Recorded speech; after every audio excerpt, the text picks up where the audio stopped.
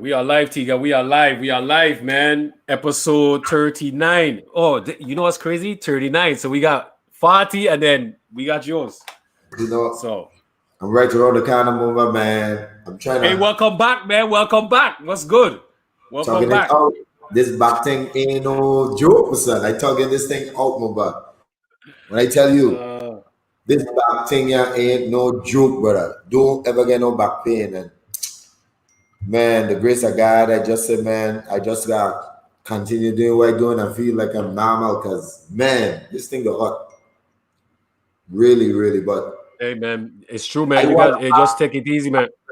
and I was watching you guys, and man, trust me, I'd stay with you guys. Man. Yeah, man. We appreciate it, man. Just like I said, man, take care of that back, man. Take care of that back. That's the most important thing. You For know. sure, for sure. Yeah, man. But the viewers they miss you. They miss you, especially your siblings, your sister, them. They got worried. They thought me and Pang fire you or something. That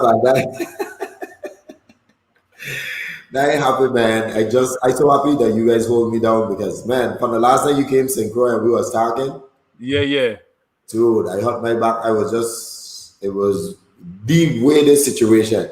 Now, Mumba, let me tell you, if I hurt my back playing basketball, I won't have mind. If I hurt my back exercising, because you know how to do my little exercise on YouTube and stuff like that, I yeah. won't have mind.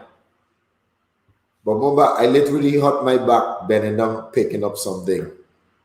That's crazy. That's how it always happen, man. Those freak accidents and stuff like that, my son. That's crazy. Just bending down. I say, wow. And Yeah, man. hey, for all I out there, all I can tell her, don't hurt her back. They in trouble. It's true. Carlos Hawkins, we have Carlos Hawkins. Somebody asked when you guys gonna have Carlos Hawkins on. I know who asks is Carlos Hawkins, but we having Carlos on this coming Wednesday. That'd be great. Carlos is my yeah. boy, man. Carlos, Yeah. Carlos was, one of my, he was here, coffee was always going neck to neck in terms of basketball. We always used to compare both of them. And Carlos was more like my game in terms of having crossover, shooting trees, and he could have done you. Man, Carlos was great. Carlos was literally great. We played a year with the Puerto Rico, the junior national team, when we played against Puerto Rico and we won gold. Carlos was awesome. So he was good, man. He was very. And you know what's crazy? Thinking back, I didn't know when you said that you and his game was alike. You guys' game was alike for real, and you both our game was more modernized type game that could transition to the American way just like easy. The moves you guys used to do and stuff, like you guys was way advanced than all of us. Yeah, as far as the style of play is similar to the American game. Yeah, it's true. Step back, doing this between your legs, pull back. Carlos had all of that kind of handles. Yeah, Carlos was nasty. He was nasty, man. He was good. He was good. So say before having him on coming up Wednesday. So yeah, man, Tegan. But like I said, man, welcome back, man. All the viewers there, big up to all the viewers tuning in. Everybody happy to see you back and stuff like that. Yeah, they thought they kidnap you, because they'll be talking about your conspiracy and all kind of stuff. They must say Ben Laden came back and got Tegan. I can't breathe. You see what I say? I can't breathe. Hey, real talk. For everybody, man, I appreciate you guys. I did miss the podcast, but I watched every episode. I was at my back, but I was watching, especially Dama Bow. I was texting all the way through the whole 10 hours. I've been aligned with Bow. Yeah, but it was great. It was good to see Bow get his opportunity. I know we're gonna talk about that, but I mean, yeah, it was awesome. I mean, I was always with you guys. Appreciate it, man. Appreciate it. So I'm gonna go ahead and give this shout outs real quick, Tegan. And then we get rolling, man. We get rolling. So big up to the legends340.com. Big up Dingo. Hold your head, Ringo. This is one of the Legends 340 shirts here. So this is like the army color. I like it. Look good. Big up legends340.com. We got Savory Eats LLC based in Orlando by Sheena Fantine. She have her Thanksgiving menu up. If you guys don't want to cook, etc., and you guys just want to cater some food, etc., hit her up. You know, so she have a deadline. So make sure you guys check her out. We got the Good Life Apparel. You know, big up to Nato. We got Andrea with the Melted Pot Cooking Class, and follow that at Instagram, and also meltedpotcookingclass.com. We got the Sebone Caribbean Restaurant. Big up to our Mitra. We got Apollo Legion.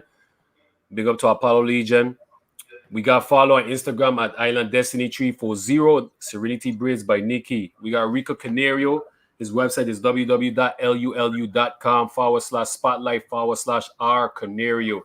You guys gotta check out his website. You know, he's always check out his Facebook too, man, because he be posting a lot of historical stuff and events on the Virgin Islands, man. You know what I'm saying? So you guys go and check that out too. And he also got books as well too. So he's not just a sports guy. You know, he's just a historian. If you want to call it that.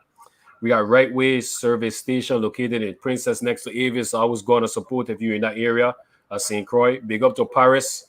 You know, Paris Enterprise. You know, so big up to Dave. Also follow on Facebook, Live Wire Sports. They're live every Tuesday, 7 p.m. I supposed to be at Live Wire Sports coming up, so you guys tune in. You know, When? So Tuesday, this Tuesday. You know, God's spare life if nothing happens and stuff. Yeah, you know, so you know, you guys gotta support not just because I'm on, but I always support because they're doing great things. They're doing a lot of good things for the youths. A lot of stuff what they're doing. You know, and they informing the youths how to get into college, you know, all their curriculum and the NCAA rules and regulations and stuff like that. They're highlighting student athletes. They doing essays and raising money and the bookathon and a lot of different stuff they're doing. You know, they have the top 10, you know, all that stuff, man. You know, they're informing the VIA with athletes abroad and stuff like that. So really tune in and really support them because when Tegan was, you know, growing up, you know, we have Jareem as the guest today. And Pang, even when they was coming up, we didn't have that. You know, we didn't have that to highlight us and motivate us and give us a taste of the media and interviews and all that stuff. So big up to Livewire Sports. You guys make sure you guys go and support them as well. Midnight Entertainment, follow on Instagram, Twitter, and Snapchat. The same name, The Real Midnight. The Real Midnight. And I will post that and you guys will see it. Also follow on Facebook at Real Midnight ETN. Also, big up to Next Level Up Printing. Chico Harris, big up to you. OliviaDesir.com. Big up to Bubbles Promotion. Also follow on Facebook, Brino's Kitchen. Much respect to Mona Bonds. Follow City of Refuge Worship Center. I always live streaming every Sunday, 10 a.m. So you guys go and check that out. And also, AIM Credit Repair. You know, big up to Carlos Hawkins and what he's doing. He's doing his own thing. You know, so big up to Carlos. AIM Credit Repair. For some reason, I have to think before I say AIM. I don't know why. Yeah, man. So, you know, so big up to all the local people that are doing their own thing, you know, being entrepreneurs and business minded, you know, so you guys going to support your brothers and sisters as well. And last but not least, you know, you got the VI Legends YouTube channel. All the episodes is on YouTube, so it's always going to be there. So if anybody ever want to go back and watch the episode, it's always there. It's always there. So you guys could go back and watch it, you know, so. All right, so we good. Pang good? Pang ready to come on? Yeah, Pang ready to come on. Pang inside? Okay, good. Yeah. So, you know, welcome. What are you saying?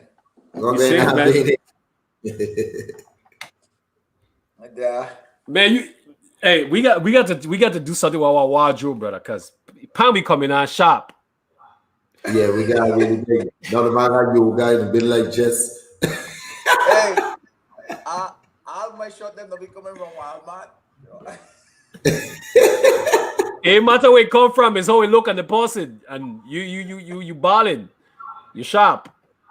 No man, I always had this thing when my son was young. I used to always go in Walmart and just buy these character shots. So just a habit of buying that. I kept it going from ever since he was young. I always buy with these character shots from Walmart. They started off like $5.99. Now they're up to like I think $7.99. So yeah, I'm breaking the bank, man. I might have the bars you got, son. He looked like a little rat at my chest. Me really. You see what I say underneath? Wanted. You got wanted. He dropping bodies left or right. He wanted. Yeah, man, I love the Mandalorian, son. I think the season 2 start this month, so time to catch up. True that. Yeah, man. So, well, man, big up to all the viewers again. Once again, everybody tuning in. Big up in the support for Jareem. You know, so and we episode 39, man. We moving almost at 50, the milestone. Man, I So, almost at Milestone. 41. That's a Yeah. milestone. So. Next week yeah, Sunday, Tiga. Next week Sunday. 41 will be great. 50 gotta be the best. 50. We gotta get somebody great for 50. Yeah, we gotta get somebody great for 50. You know, we gonna get Tim. We gotta get Tim Duncan for 50. So I'll make that move. I'll make that call. That would be nice. That would be great. And Raja Bell. And Roger Bell.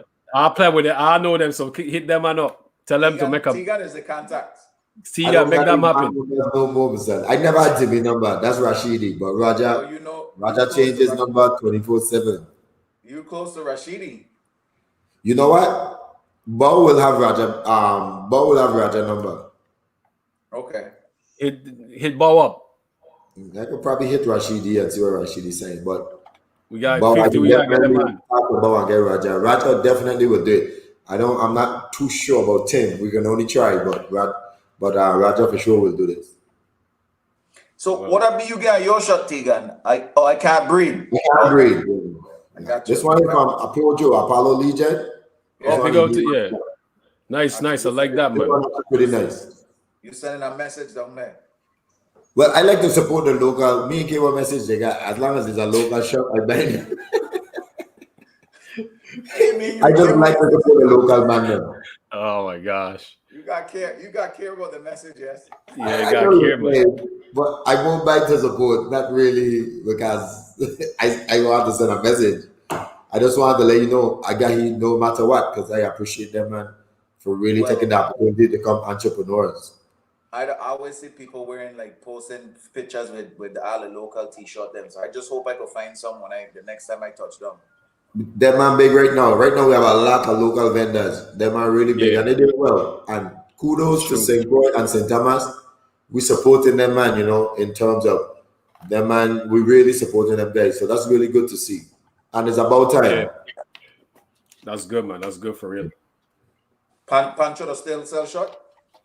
He's still, but them young man now kind of pushing it away. So, I mean, like Pojo and DDPL, whoever that one is. I mean, them guys big. 3-4 legends. A man big. So, I mean, Jamila, she has a clothing line herself. Oh, Jamila has one too? Yeah, VI 340, something like that. That one big. So, yeah, that's true. Good. It's a lot. It's just a lot of vendors, and everybody supporting everybody in terms of local. Good question, Dwayne. Dwayne said when we were releasing our shot. That's a good question. I gotta talk to the guy who's supposed to be doing it.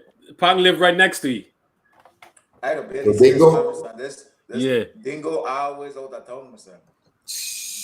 He busy. I mean, you know what? You know what we'll do, man? Whoever the print shots can go ahead and print the logo, man. It's open to anybody. You guys go ahead, make money off of it, sell the shirt, and just donate to Tegan Foundation whenever he has something. That's what we just go do. Basketball. Choices basketball. This COVID, and we gotta try and do something else again. But right now they're trying to open up sports. I'm supposed to go in a bubble. I don't know if I should have said this online. But we're working on something behind closed doors, and I'm supposed to go into a bubble in the VI. So let's see if it come true, and then I'll talk more about it later on to see if it will happen. No, that sounds good, man. That sounds good, man.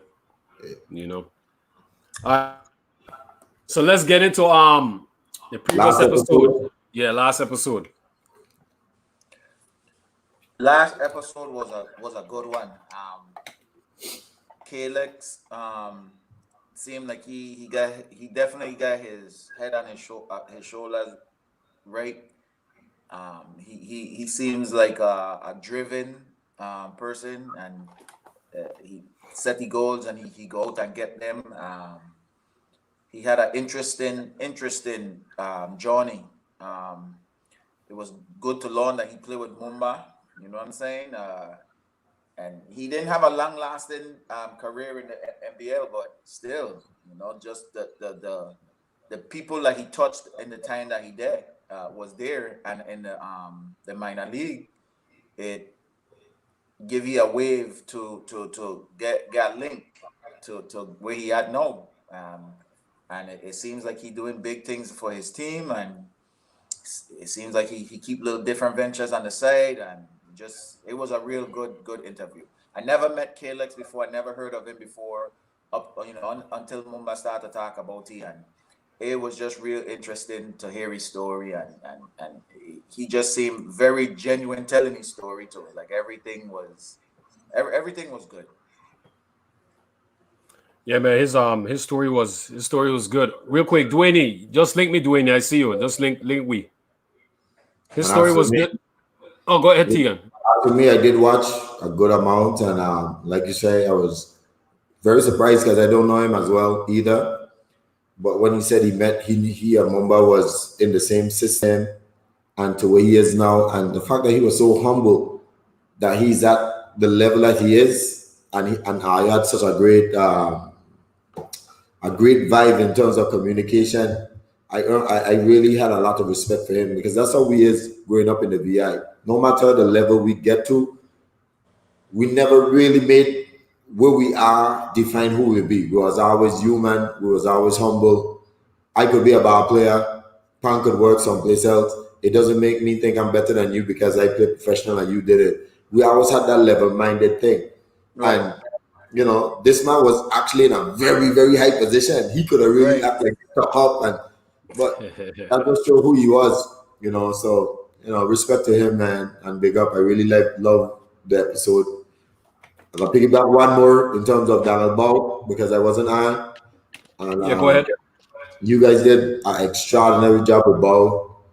I think Bow is one of those pioneer, just like Dean Haywood, CB, and St. Thomas, who they don't really get the credit that they do because Bow them has done so much for a lot of us. Like Pang said, Bow probably saved his life.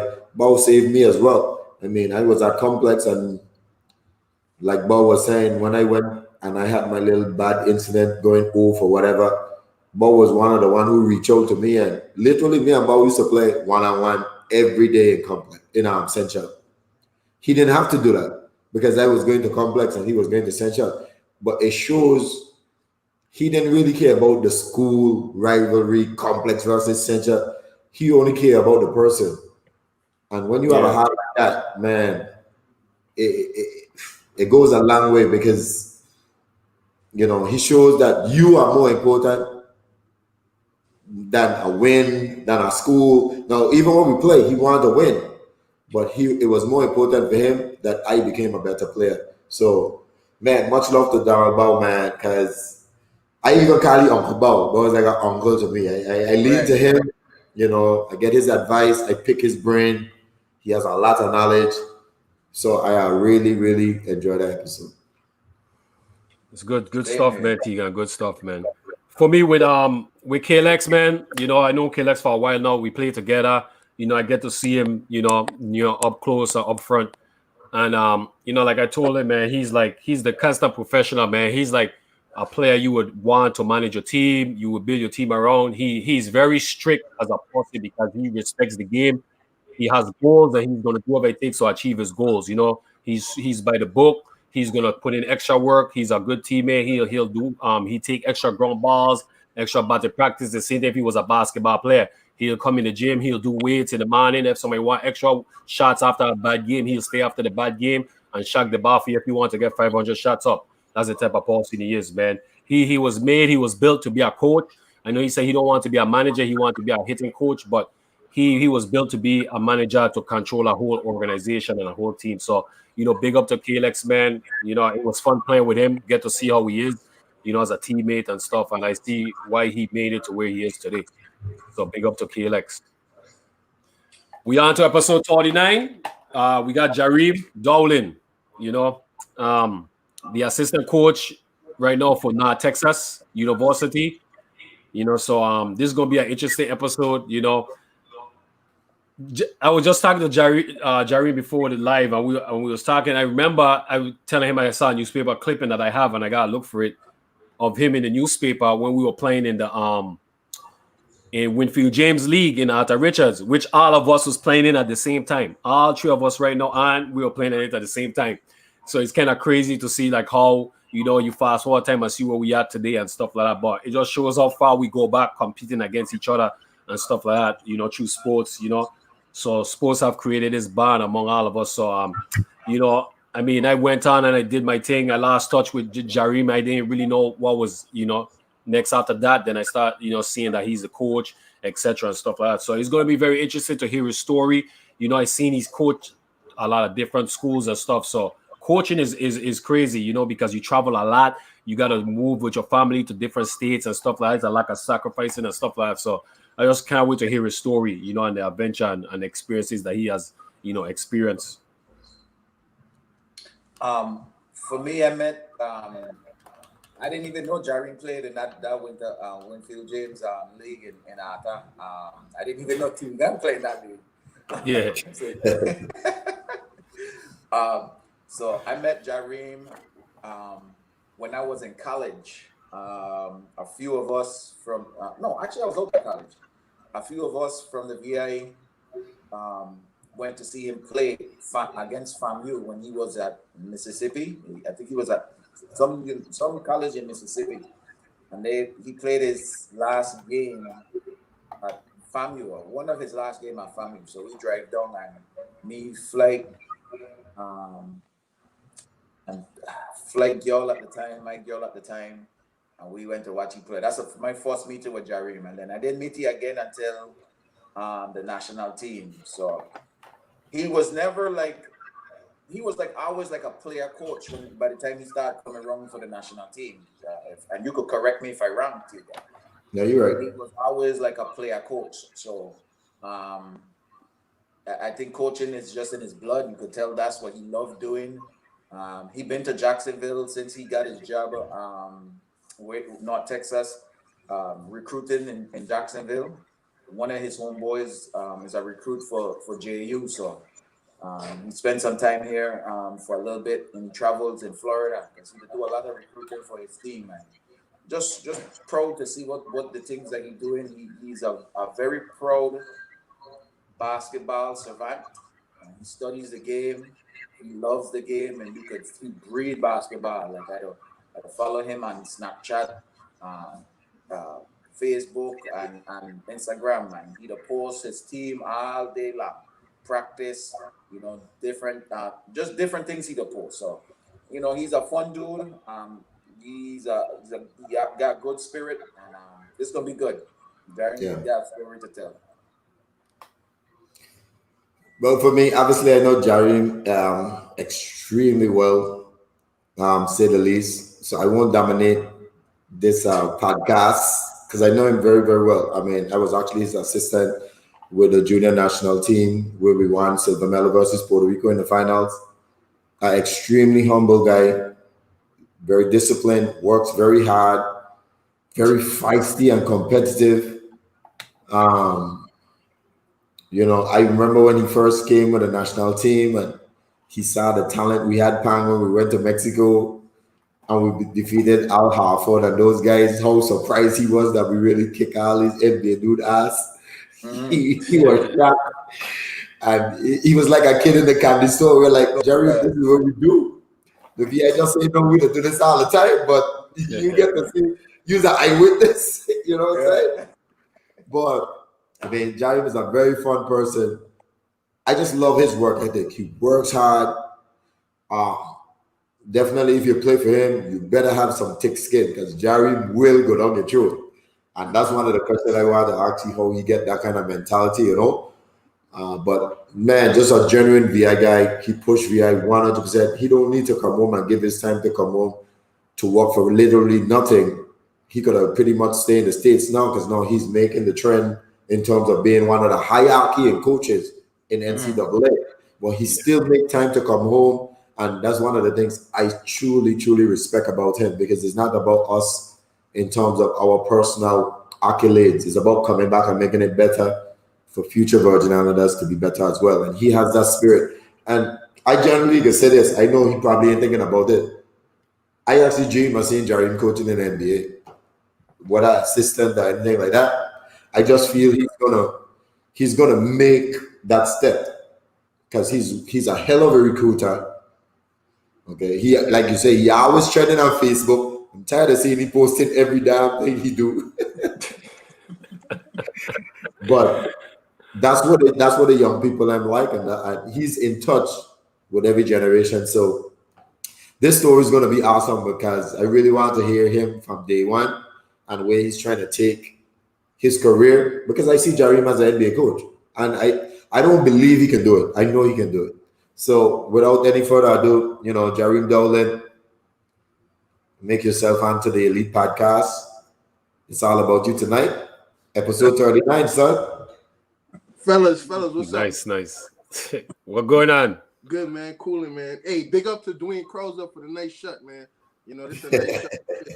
Dwayne he never tell us he got a type of talent, man. Yeah, but I ain't get no shot. I am mad at Dwayne. I am literally mad at Dwayne. Dwayne, I need a shot, please. Yeah, Dwayne playing games. Yeah, man. Hey, I appreciate that having me on. It's a great thing that y'all doing, showcasing the talent. And Tegan say best. The first time I coached the national team, I know Tegan was good. I know Coffee was good. I know all the players in the team was good, but the way we whooped them NBA dudes backside, as we were saying, the Virgin Islands, it was unbelievable, because growing up in the VI, I was a baseball player. I played for Duca Brown and I played for Iceman out of Shabbat, and I didn't start messing with basketball until later on because I started, trying to play a tough guy. So my mother took away baseball from me, and she knew that was my first love, and I started messing with basketball, But Tegan, Pang, Bogus or Bogle, I can't remember your name. Bogus. What's the other dude name with a D? Dumpa. Dawa. Of course, Carlos, Cassim, Dean, and Steve Martin. They was already in rhythm, playing basketball at the elite level. And I just started playing it because, I couldn't play baseball anymore. My mother stopped me because my grades were bad. So I started floating with basketball. So I was a great screener. I played with great players. And to see Tegan and Coffee demoralized, like NBA multi-year millionaires, it was unbelievable. Like watching Al Horford cry for a double team help on Coffee I was sitting on the bench like, is he serious? And just watching Tegan run circles around Francisco Garcia, who played for the Sacramento Kings and played for Louisville.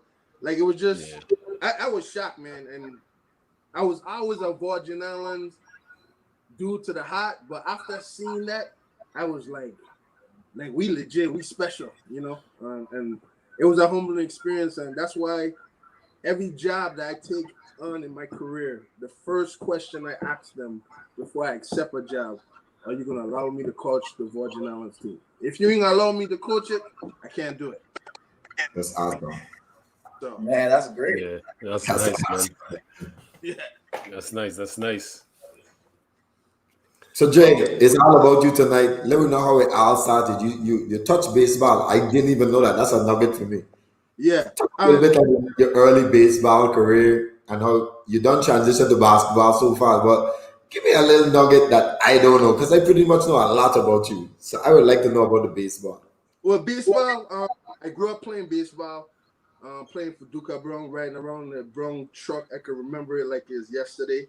We used to always practice up in Canigata Ballpark. I played with great dudes like J.R. Ryder from Chabot that have the sisters Lily and Rose.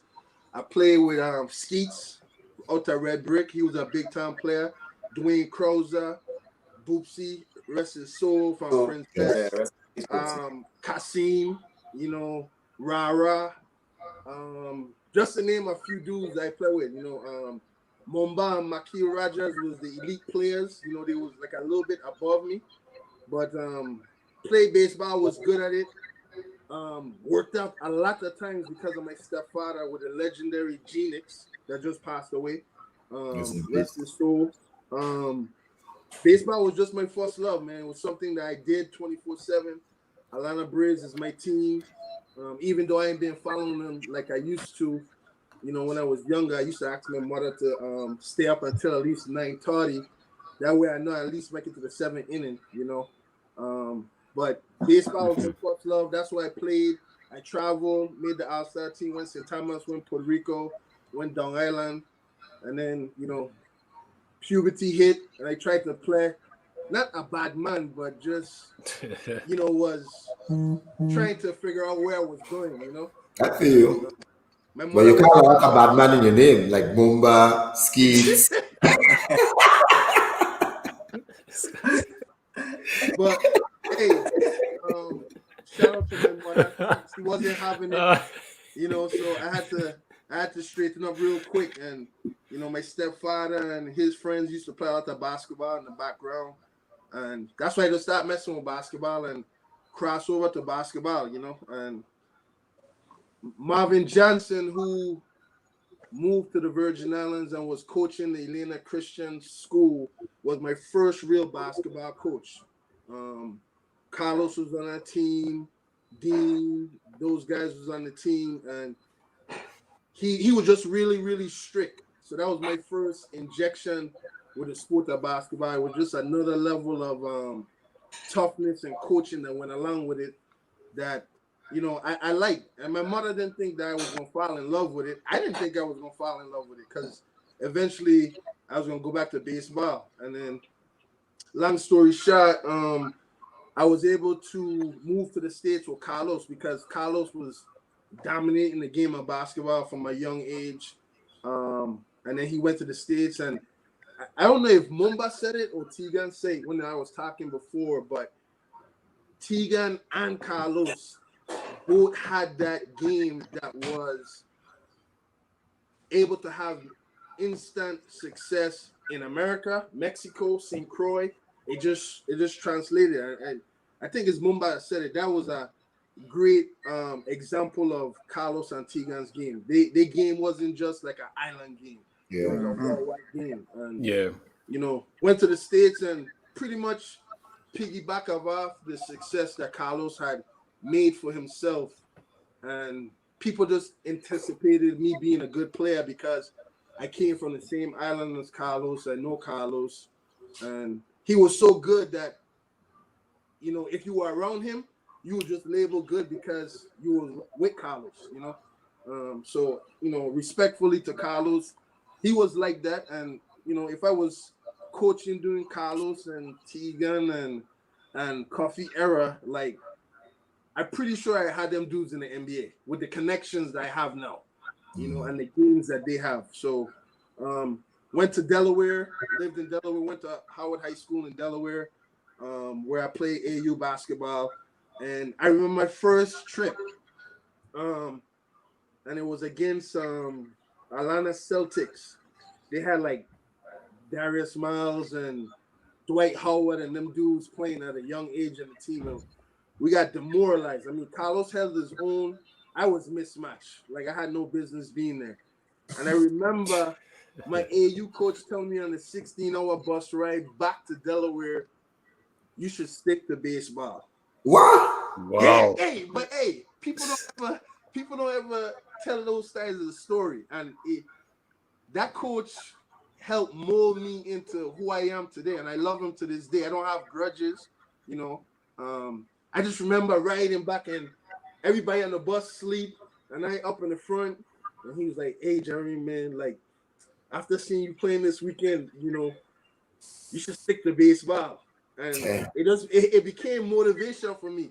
And my NBA was just making it Division I because I know you make it Division I that you're a solid player, you know? And for the next 3 years, I worked as hard as I ever could, getting up early, going to the YMCA before school, while Carlos was asleep because he was that good and that talented.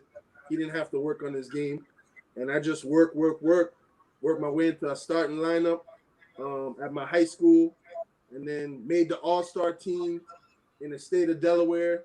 I was an honorable mention, and somebody got hurt before the All-Star game, and I got into the All-Star game after that person was injured. And, people were laughing at me because, it's an asterisk. I didn't really make the All-Star team, but I was ready for the moment because I put in the work. I had 27 that game in the All-Star game, and I didn't have the grades to go to Division I school out of high school, so I had to go junior college. And I went to the junior college and had a really, really good success there and played for a legendary coach in Bill Lewitt, and got a Division I offer to go to Winthrop, Rider, and UMES. And I chose UMES because one of my best friends in high school went there, and it was a situation where I knew I could have success and play right away, even though I wasn't going to win a lot. Man, hey, what's crazy? Go ahead, Pan. Go ahead. No, I want to say, like, people were giving you slack for not really making the All-Star team. Like, technically you did. No, honestly, think about it. No matter what league you play, there is more than 24 All-Stars in the league. You just got to pick 24. You know what I'm saying? Not for East West. You have to. So it's not like the person that did get pick is any better than you.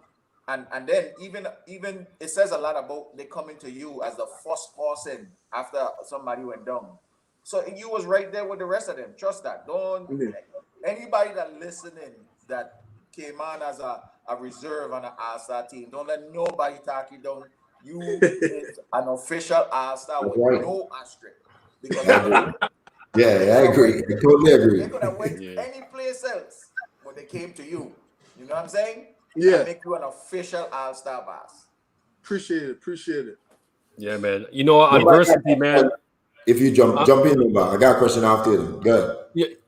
I was just gonna say real quick, adversity, man. Adversity is so important in life, man. And once you handle adversity the right way, man, good things will happen, and you handle it the right way, and you made the All-Star team, and you perform, and you did your thing. So, So, Jay, here's my question, because a lot of people in the VI actually watching, and they need to understand that transition. So when you leave, you and Carlos leave from St. Croix to Delaware, in the Philly area, and Philly is rich with basketball talent, just like New York. How was that transition like? How was the talent? How was the style of game? Could you give us an insight how that move was like for you? And pretty much, Carlos coming out Wednesday, but you can give your insight of how that transition was like. For me, it was a struggle, man. The pace of the game was so fast.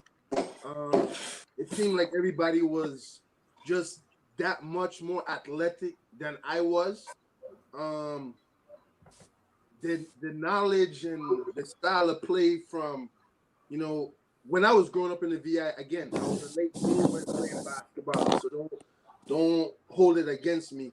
If you were 6'2" and above in the VI, you were playing in a center position. You know what I mean? And then when I got to the States, there was dudes 6'8" and 6'5", Carlos height, running the point. I'm like, whoa, what are you supposed to be doing out here?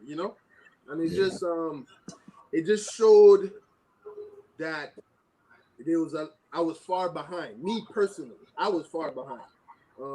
Again, Carlos wasn't. He was legendary because Carlos dominated the Omar Cooks, the Andre Barretts, the Talik Brown. I was a witness to it because I was on the team. True story, me and Carlos, we were undefeated against Jameer Nelson in high school. And everybody know who Jameer Nelson is. We were undefeated against him. I think we played him like 4 times and we were 4-0 against him. And if Jameer Nelson saw me today, he knows who I am and he knows who Carlos is. He wouldn't pass me straight because we were the one team in Delaware that he couldn't beat coming out of Chester. And it was just different, man. And you could have lose confidence really, really quick and be in a hole, or work at it and try to survive, because Carlos was already at an elite level.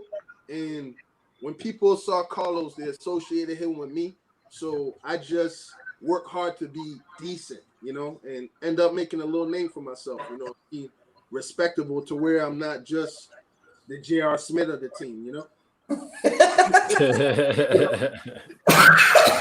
I feel you on that one, Mister.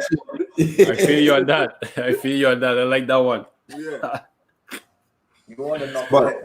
You want to Jay, knock on Bert, did you always had the coaching mentality? Because even as like myself, Kang and Mumba, we played the game. I never really thought I would have been a coach even to this day. It kind of grew on me. But from day one, you always seems to me when I met you, your mind was different. You were seeing things differently than a normal person. When did that hit you? Did it happen the same time when you was at Delaware, or did it hit you after? Like, how did that coaching spirit hit you? Oh, it hit me in college. My senior year in college, I had a new coach, and he wasn't as good as all the coaches I had before in caring for individuals as players.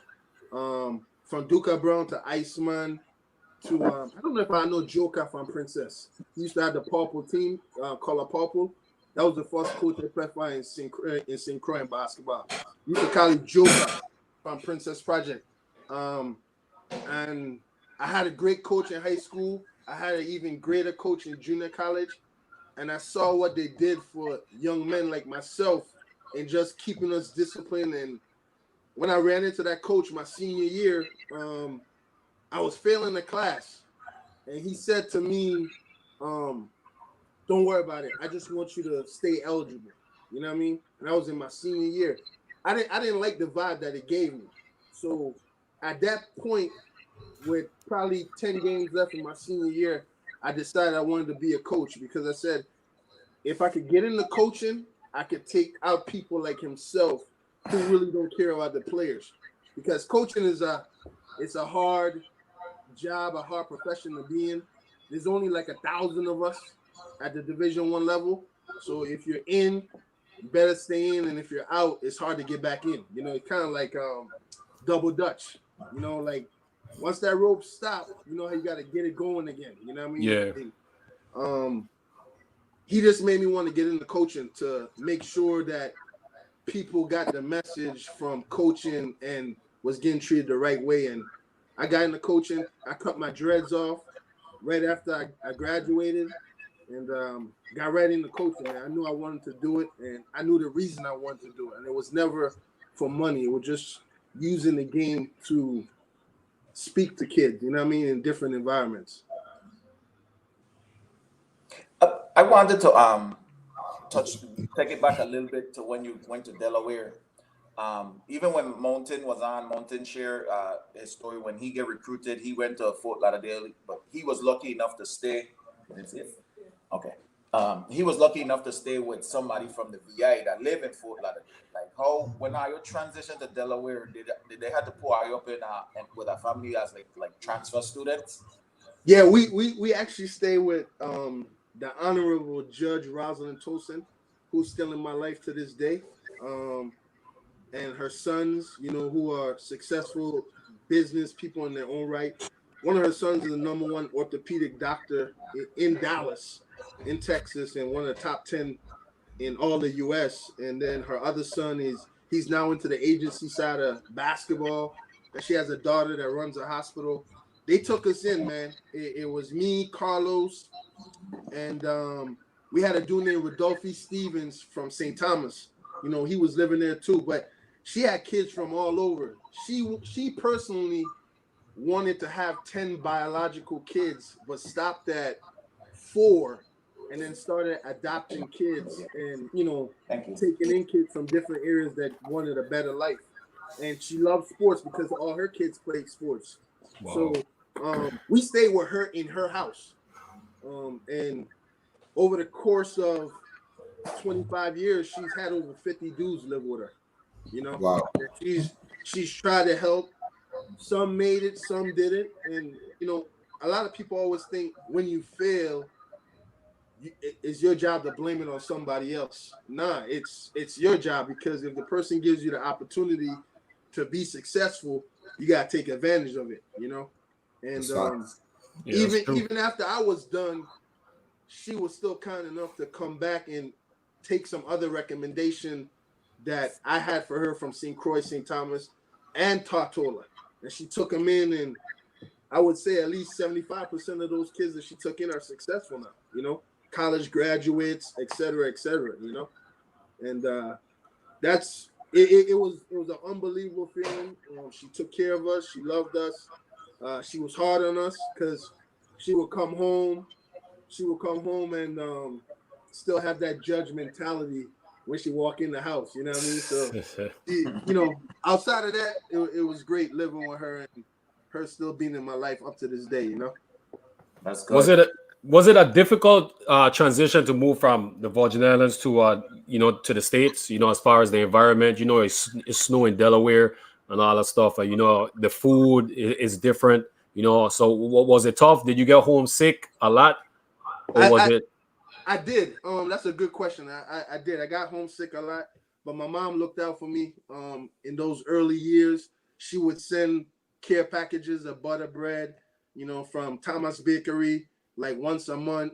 Her baking goods, and it made it easy. And of course, living with another Virgin Islander, two other Virgin Islanders, made it easy because everything that I was going through, I could talk to them about to make it a smoother transition.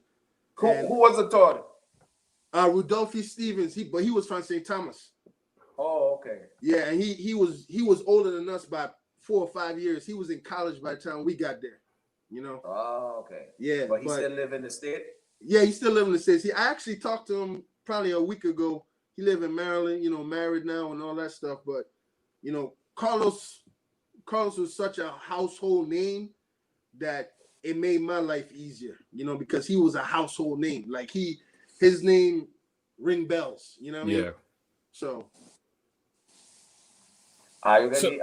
you got any high school tapes? Are you and Carlos playing? I would love to see some of them games. Yeah, that's a good question.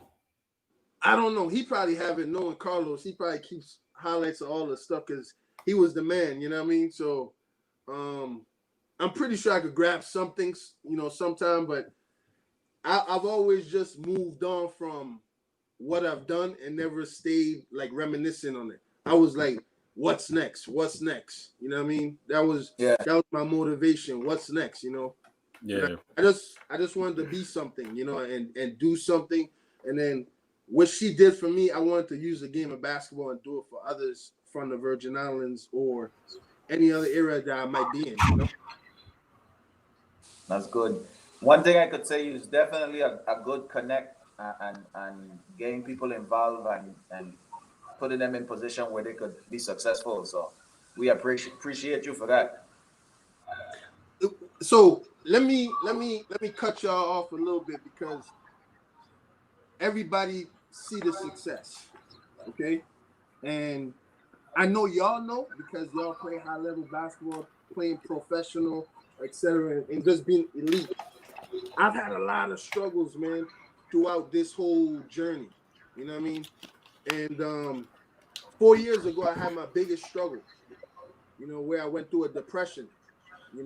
Where I just didn't know what I was doing, what my mindset was, and I struggled with it really, really, really hard, man.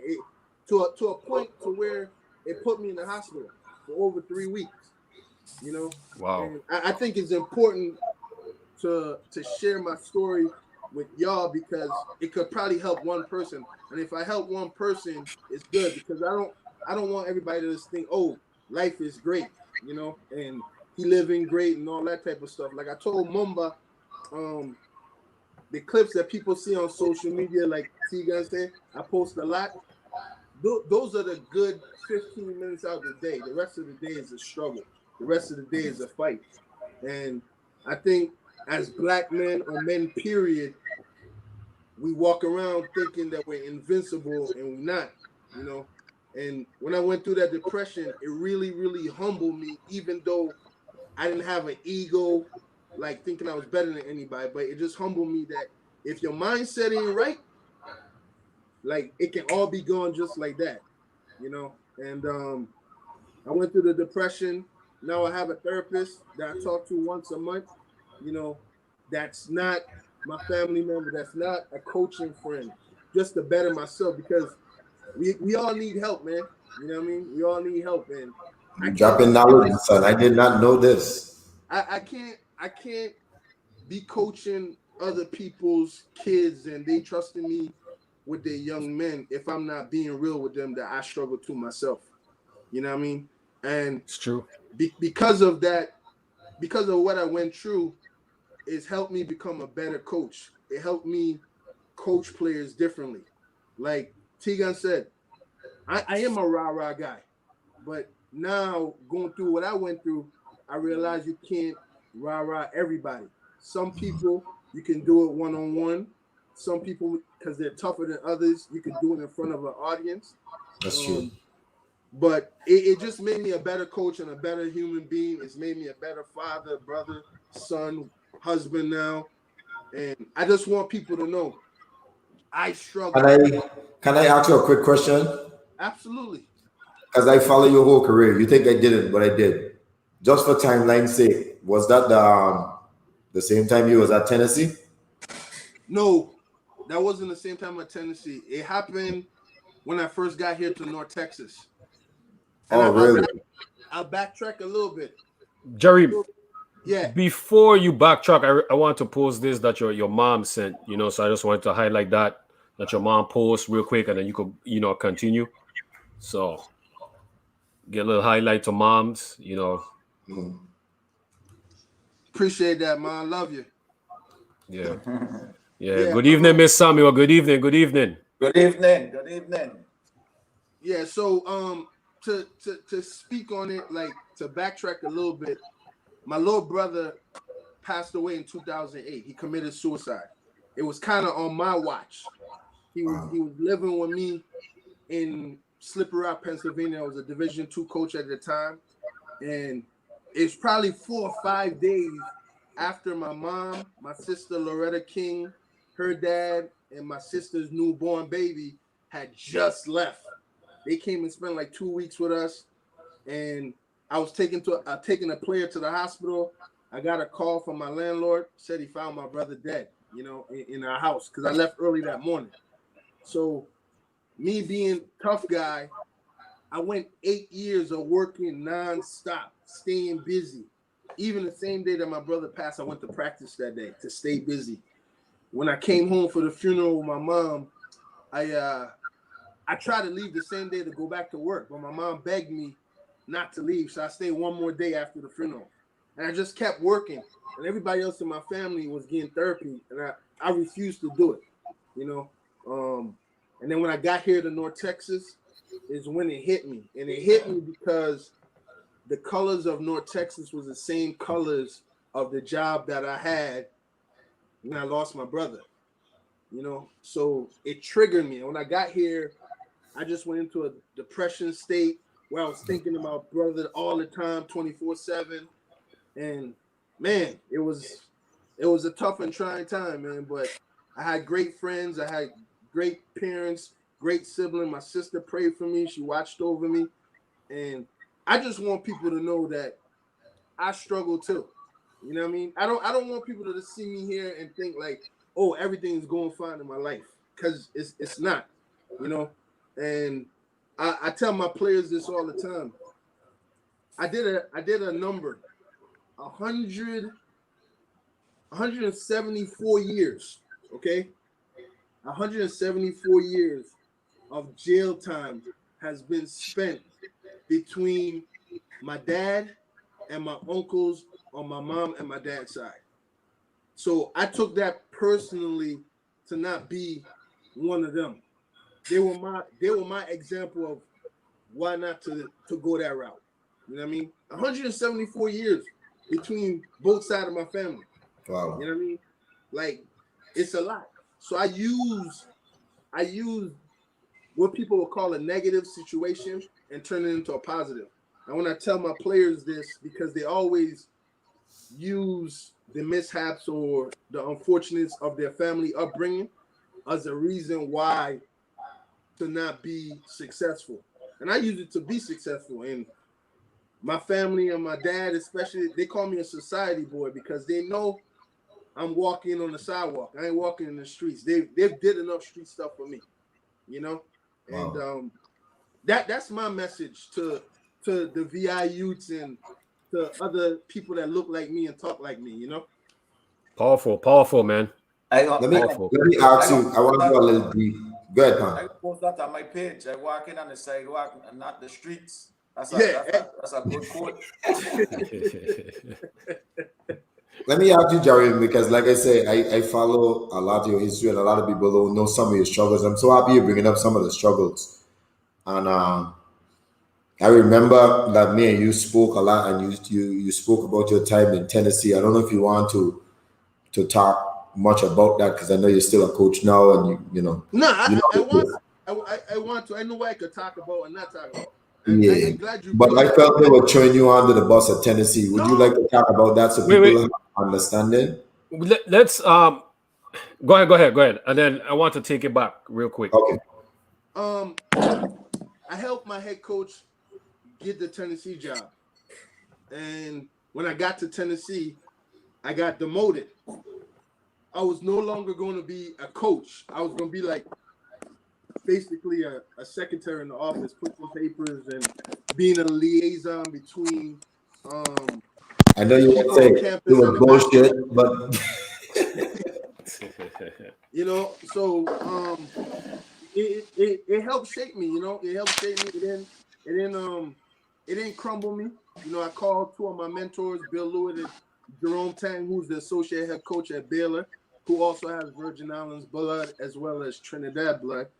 I called them and asked them what they thought about the situation. And it was like, look, you're a basketball coach. You don't let anybody belittle you and put you in a position where you're not built for. No disrespect to anybody else that's ever worked the position. And it just so happened that the new coach at Southern Miss, where I left, found out that I wasn't going to be a coach at Tennessee. And he called me and he's like, yo, you want your old job back? And I was said, first thing I asked him, you going to let me coach the VI team? He said, yeah. So I rented a one-way car and drove right back to Mississippi. Didn't even move my stuff out of the apartment yet. The movers didn't come yet. So I was lucky that I didn't get caught with my stuff in transit to Tennessee, you know, while I was at Tennessee. That's crazy. Yeah, it was a tough situation, man. I was actually pissed when he told me that story, but you know, we'll keep that between doors, between us. I know. Yeah, you can't let that's a message. You can't let people put a value on you. You gotta put a value on yourself.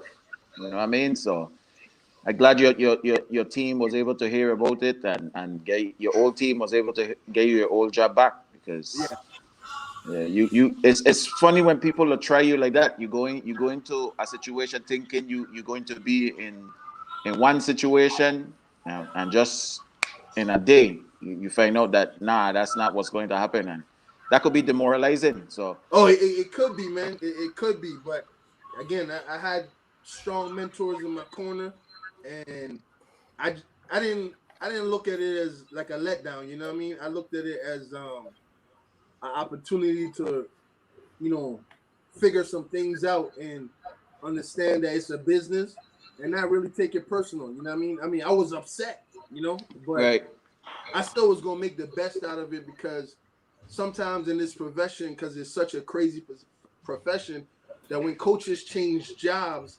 90% of the time they change assistants because they go to a different region that you might not know and they don't take you.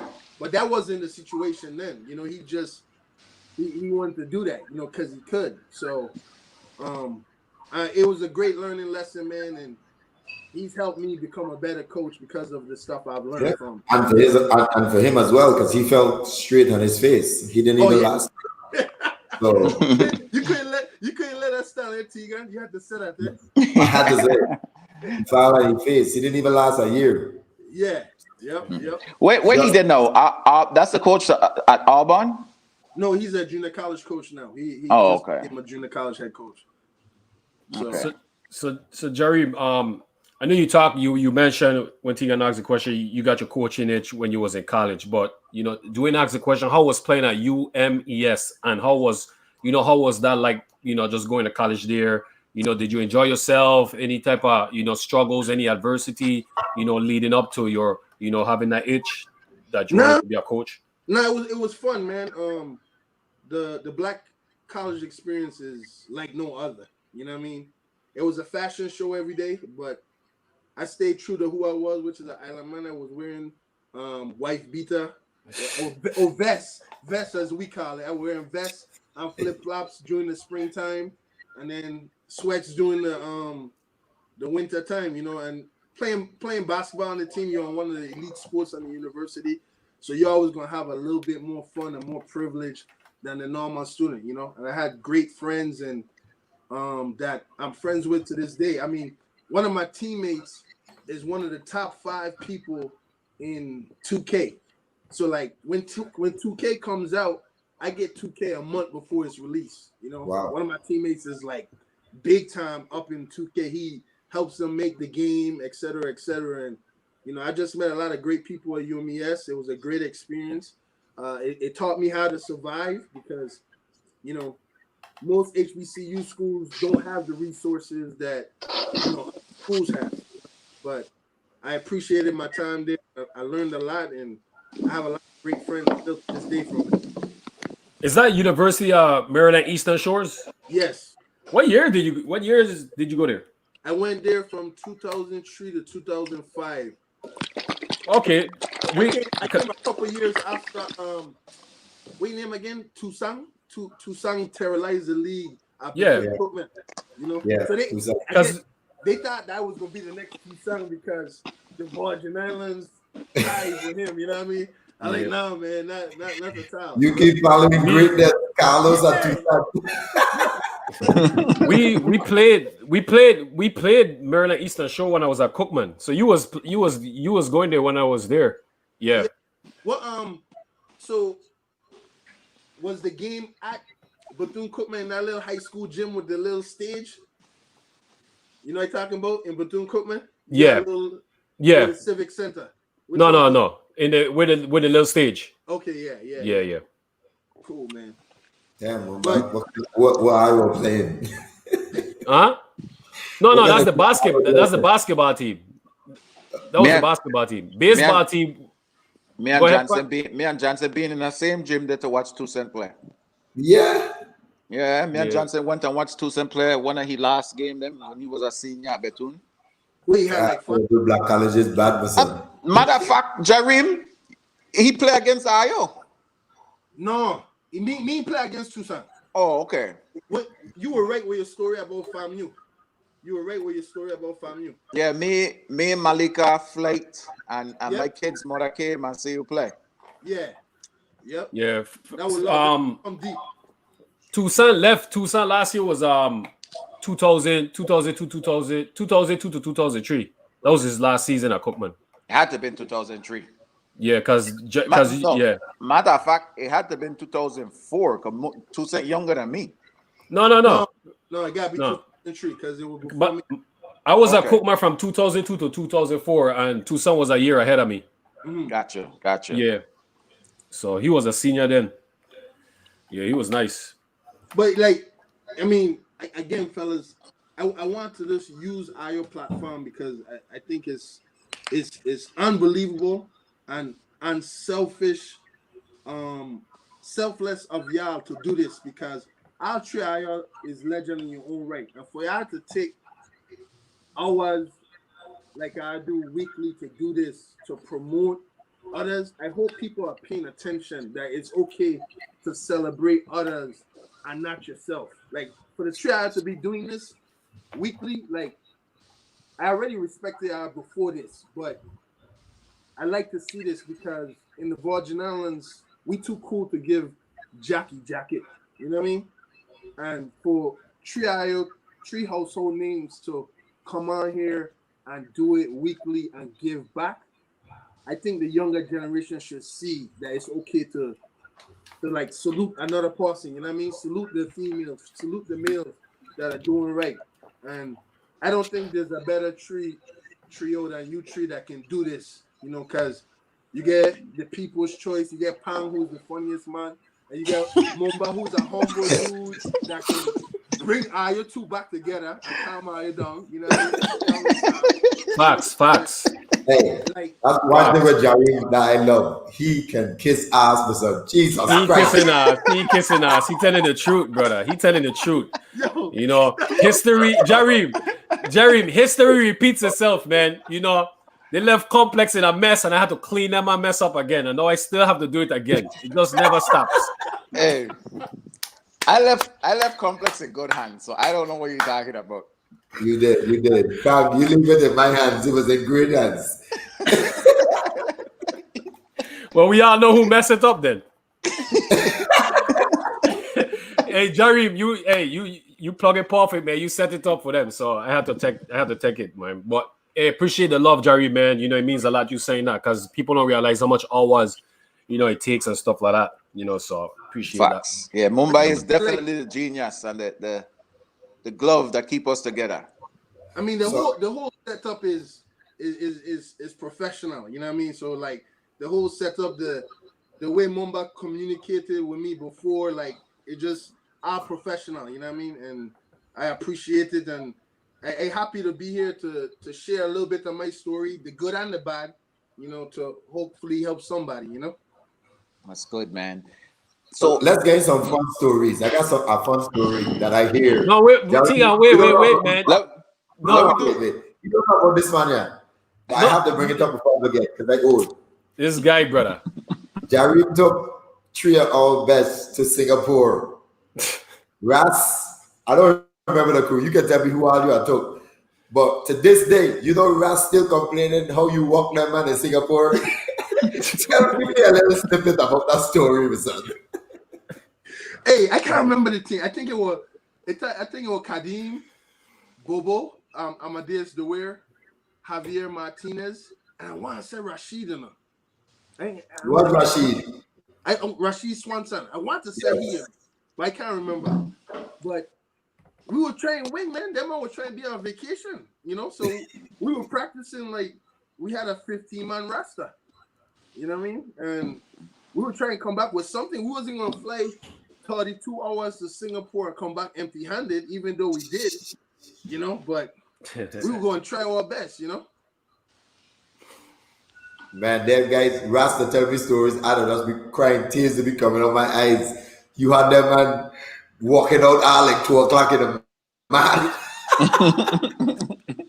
Hey man, I was just trying to make sure we were ready to compete in the games. You know what I mean? We didn't want to use the government money and just go over there and not represent. You know what I mean? I love that. Mumba, go ahead. Sorry about that, but I had to get out. No, you good, man. You good.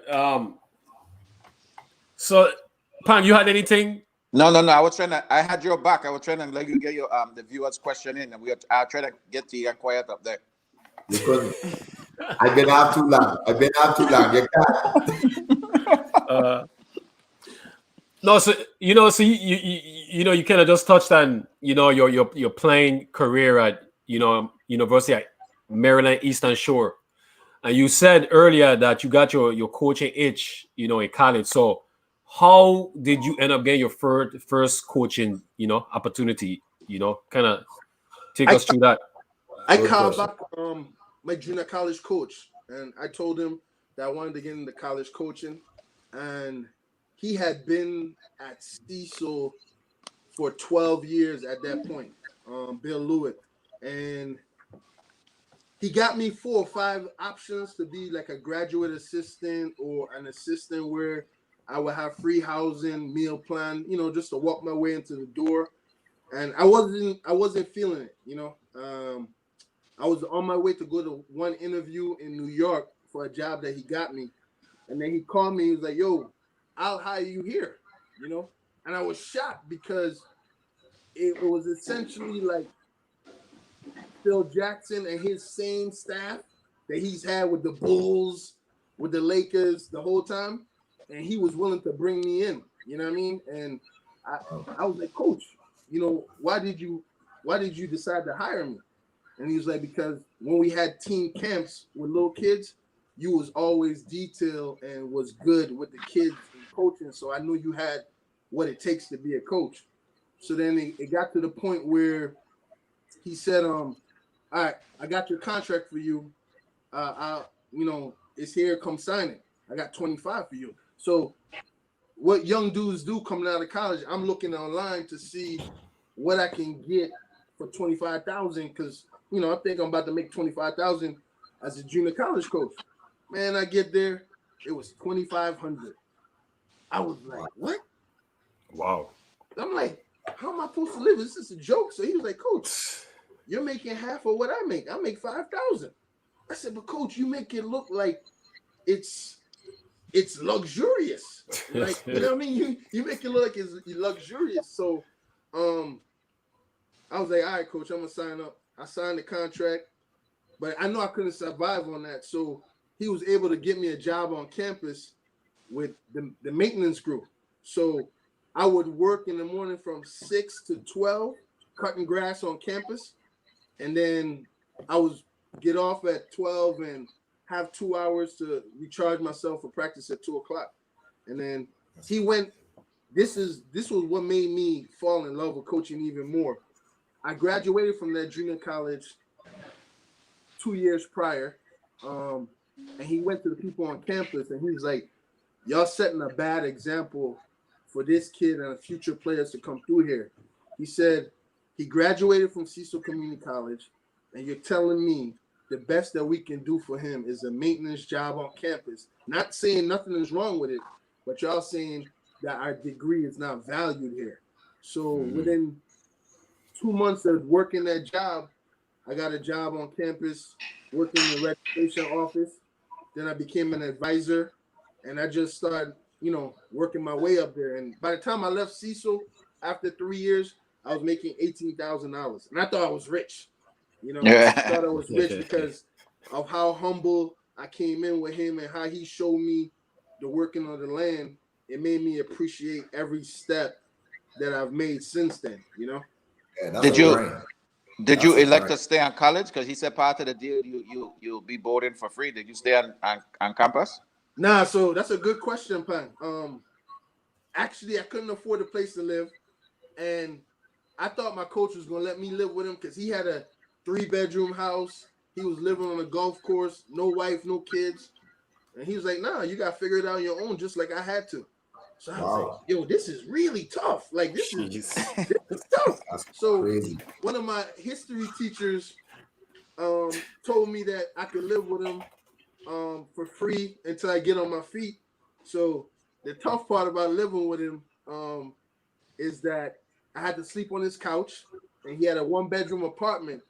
So once he went to sleep at night, that was it for my access to his bathroom. I used to have to drive to Walmart, which was around the corner if I wanted to go to the bathroom. Wow. So here at college basketball was tough, Wow. Yeah, so man, he'd have been in trouble with me. Man, He got crazy. He wanted to make sure that I was in it for the right reason, you know what I mean? And I'm glad he put me through that because it's made me appreciate everything that I've gotten since then, because if I came in practically spoiled, like I probably want to appreciate where I'm at right now like I do, That's true. That's true, yeah. Let me ask you something a little bit more politically, because I know when I was in college, they had this movement. I don't know the exact term. It's something like Title IX with the women, where they have to get equal rights, and they was doing that with black coaches in college. Mm-hmm. How did that affect you in terms of getting jobs once your name started going? Because they had to make sure they had like a African American coach on the staff. They have to and they don't have to. It didn't affect me. Title IX is still a big thing in college sports, because of women's sports and making sure it's equal rights for the women's sports. But they really like a Rooney Rule in college basketball. They're trying to do that, but I don't want somebody to hire me because I'm black. I want them to hire me because I'm a good person. Because you're good. Yeah, I like nobody that I've ever worked for hired me because I was black. And true story. That's you. True story. The only job in college Yeah, coaching I that don't know I what's going on didn't, in the kitchen. the only job in college coaching that I didn't get was a job that I applied for. Every job that I've ever gotten, somebody recommended me to the next job. So, with that being said, I'll never apply for another college job ever again. You know, it just got come recommended by good people, and that's how I've been able to have success in college basketball. But I think it's very few people get jobs by filling out an application in that world. Facts. I think a lot of people get jobs by word of mouth, who you know, which is not a bad thing. You know what I'm saying? If you're the right person for the job, you're the right person for the job. You know what I'm saying? That's all that matters. But very few people get jobs in that world filling out the application. You're right, and it's funny you say that because if you see a job posting today, right? Say there's a job opening at the University of the Virgin Islands. By the time you see the job posted, even if it's the first day, that job already filled. Wow. You know what I mean? They just go True. through a criteria after that. Yeah, Yeah, it's just the because they have criteria. Yeah, they have to post it, and then also some places they have to post it for a certain period of time, Exactly. and have to have like a certain amount of applicants. You know what I'm saying? But they already know I ain't hiring none of these people. Yeah. They already know that, Like the NBA world. right? Yeah, no problem. Hey, T Let guy, me just so you let know, me T guy, I have no ambition of going to the NBA. None. I just dream seeing you there. I don't know why. I have no ambition, man, because talking to Sam Mitchell, as you know, like them dudes, man, they had to coach at you're not coaching them at that level. You just making sure You they have babysit them. yeah. It's So, that level is tough. Not yeah. just NBA, but professional in general, where people money is at stake. You will be surprised of the emotions of people on that level. It's crazy. Yeah. Let me move I around a second. I gotta walk around a little bit for my back, so please excuse me. Yeah, no, go you ahead. good. Hey, Give me about Go 10 ahead, back minutes. pain. Go ahead, back pain. I gotta be back. I gotta be back. My mother wanted me to share the story when I first learned how to hustle and work hard. I learned it from my grandmother, Ruth Summer, who passed away. She used to have me selling peanuts after school from Juanita Garden. I used to sell peanuts to the Senate building right across the street there in Richmond. I used to walk downtown and make the whole lap around town. I used to sell peanuts to the racetrack too as well. On Sunday where everybody dressed up and dining, I walking through the stands trying to sell peanut and trying to get my hustle on. You know what I mean? And I learned hard work and perseverance from my grandmother, teaching me to be humble and serve people the right way. And I've sold peanuts to a lot of different people. You know what I mean? Growing up, so that's a big part of my work ethic and my passion is coming from selling peanuts as a young man in the Virgin Islands growing up. Man, that's crazy, man. That says a lot about you, man. Absolutely, absolutely. Because with just some of the stories that you just shared, you definitely had some adversities, and you have a lot of humility because you took it in stride, having to sleep on couch, having to take less of what you worked for the time being, um, to make it to where you are. Like the last interview we had with KLX, he had say a quote, and it just bring me back to something I read that same day. Sometimes you have to pour away good to accept great. You know what I'm saying? So that's use a true testament to that, because you definitely took less to get more. That's true. Irina? Yeah, so Dwayne asks how you come up with no plan B. Hey, I just tunnel vision. When I have my mind made up on doing something, hey, there's no backup plan. There's no excuse, to being successful. You know what I mean? Like a lot of people are not successful like they want to be because they're so concerned of the opinions of other people. They're concerned of what it might look like to other people. You know, since we down here, and I feel like it's the barbershop talk, just to show people, because I want people to know I'm a hustler. I get it from my mom, and I get it from my dad, even though his way is not a good way, but I'm a hustler. It's in my blood. True. You know? And from time to time, I do Uber Eats, I do DoorDash. You know what I mean? From time to time, if I need some extra money, even right now in my profession, I still do that. You know what I mean?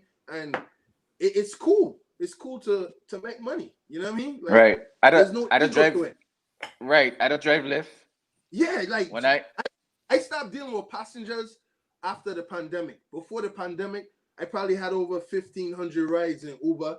I have a 4.97 rating because I hit them with the VI tourist feel when they get in the car. But since the pandemic, all I have to do is deliver food because I ain't trying to catch the Rona. You know what I mean? But I just want people to know real stories. Like I really do get out here and hustle. You know what I mean? Like same here. Everything I get is not from basketball. You know what I mean? Like Rick Ross said, you gotta have 7 different incomes if you try to be a millionaire. So I can't just put all the pressure on basketball. You know what I mean? So I hustle like my family, man. My aunts hustle, my mom hustle, you know, like my sibling hustle. My sister is a big time baker in St. Thomas, Loretta King.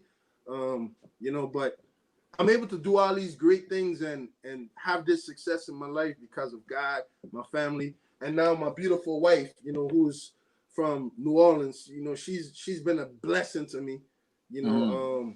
And congratulations. Appreciate it. The fact it'll be 2 years on October 31st. We got married on Halloween because, you know, marriage is a scary thing. So why not do it on Halloween, you know? That's true. That's true. You're right. Yeah. Yeah, that's true. Congratulations on your new host too. I appreciate it, man. Like it's the first 3 nights in there I cry, man. I ain't gonna lie. The first 3 nights in there I cry like, wow, I could walk around naked. I could be loud as I want. Like, you know what I mean? Like if it mash up, I gotta fix it. You know, it was an unbelievable feeling, man. Like it was a humbling feeling, and I just thankful and grateful, you know. I like that you share the process. You know, I saw it from when you went on a lot when it was nothing to all the way up when it got the ground, it got the whatever you could foundation going up. So I'm glad that you share the process. Appreciate that. Hey, Pang, I tell people this all the time that message me.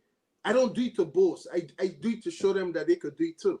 Right. Because a lot of people know me. You know what I mean? They know where I come up from. Me hiding. So I want them to see, like, if Big Head Jareem could do it, I could do it too. You know what I mean? That's my way of showing the next man will show my former players. My former players will message me like, hey, coach, what do you think about this and this? Because I've seen you do this, you know, and that's what goes into a lot of my posting, you know what I mean? Just to show people that I'm still normal, I'm still human, you know what I mean? Right. Yeah, it's true, man. Give that motivation. Yeah. Desney have a question here. Mm-hmm. You know, and you haven't touched on it yet, but is it your goal to be an HBCU coach? It's my goal to be a coach wherever they want me to be a coach at, preferably Division I. Just because Division I has a little bit more resources than most Division IIs. Because a lot of people don't know Division IIs. The most scholarships that they have in men's basketball in Division II is 10, but you don't have to have 10. You know, when I was at Slippery Rock, we only had 4 scholarships, so we had to piece it together to make it work. Give this guy $2,500, give this guy $5,000. You know, so wherever they want me to be a head coach, and if it's a good place for me and my wife and my future kids, you know, I'm willing. You know, but I'm not going to limit myself to being a head coach at a HBCU, you know, if I have other opportunities, you know. That's true. So go ahead, Pat. how important is it to you and having because a lot of teams that like every year it seems like you have or every few years you have like a different Virgin Islander on your team. Like how important is it to you to make that happen for either a girl or a boy? And it don't have to be basketball because I think I've seen you get people opportunities in other sports at your school. Yeah. So how important is that to you to make that happen for a fellow Virgin Islander? It's important because I want to see them successful, whether it's here with me or at another institution with somebody that I do know. Just helping them make it easier for them, because of the connection that I have. Like, why watch somebody struggle if you have connections that can make their life easier? And right. That's all I want to do, man. That's all I want to do. All my coaching buddies, they know where I'm from. They know I rep it hard. They know if it's a Virgin Island kid, I can find out the information they want or need about the kid, male or female.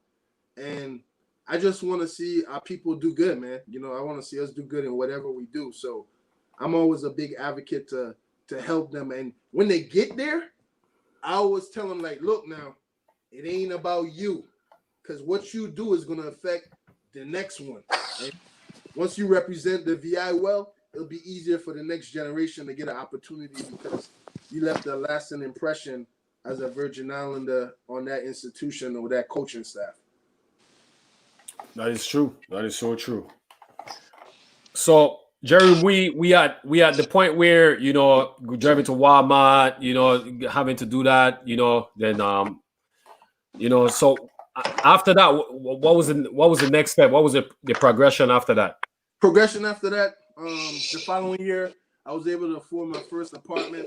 It was a 1-bedroom house. We won a national championship in our first year, which was amazing.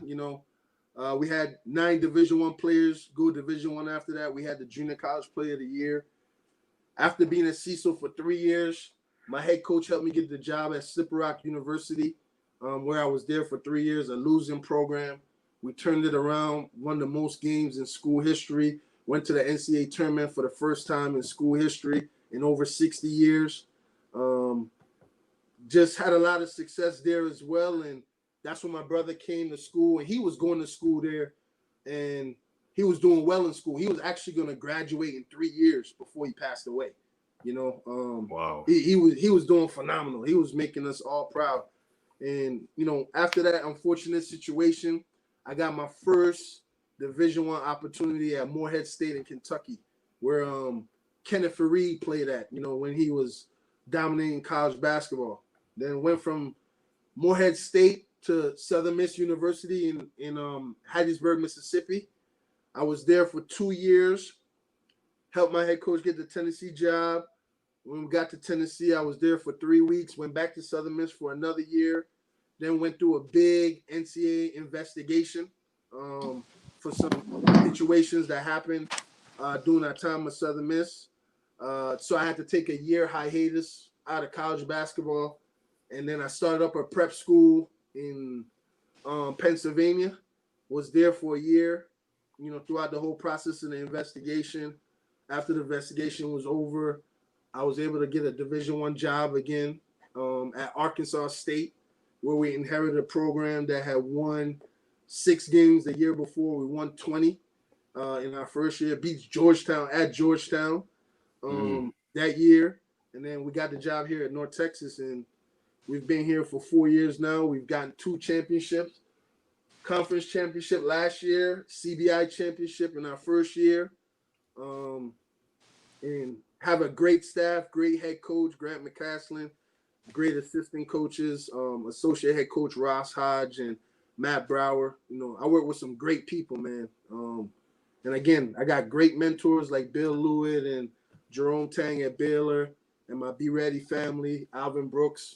I just connect with people, man. And I'm not a phenomenal basketball coach. I would consider myself an average basketball coach, but I'm an elite human being. And that's what I pride myself on. That's what has allowed me to have the success that I've had in coaching because I'm an elite human being first. And a basketball coach just is the title I have, but I just use the game to teach life lessons to my former players and current players. That's what's Man. up. Go ahead, Punk. You good. Are you move around as a coaching staff, or like most, like y'all could branch off and take positions on your own? And yeah, you could, but I'm at a point in my life right now where I'm happy mentally, and I'm in a great situation, from my head coach to the people I work with every day, and I don't want to mess with happiness. I don't want to go to a staff, because some staff they're in the office for 12 hours a day. That's not healthy. We work hard, we joke around, we have fun, but my head coach is a big family person, and it's allowed me to enjoy my marriage and be with my wife and spend time with my wife. My head coach is allowing me to go up on Tuesday. Tuesday is my daughter's 7th birthday in Baltimore, and because I've worked for people that wasn't as selfless as he is, I've missed about 4 of my daughter's birthday. But my head coach now is allowing me from here on out to always go see my daughter on her birthday. So I'll never miss another birthday. So I'll be there to see her on her 7th birthday and enjoy it with her, and come back the next day for practice. I just don't mess with happiness anymore. And I love that. Happiness. That's another thing I love to see you sharing too.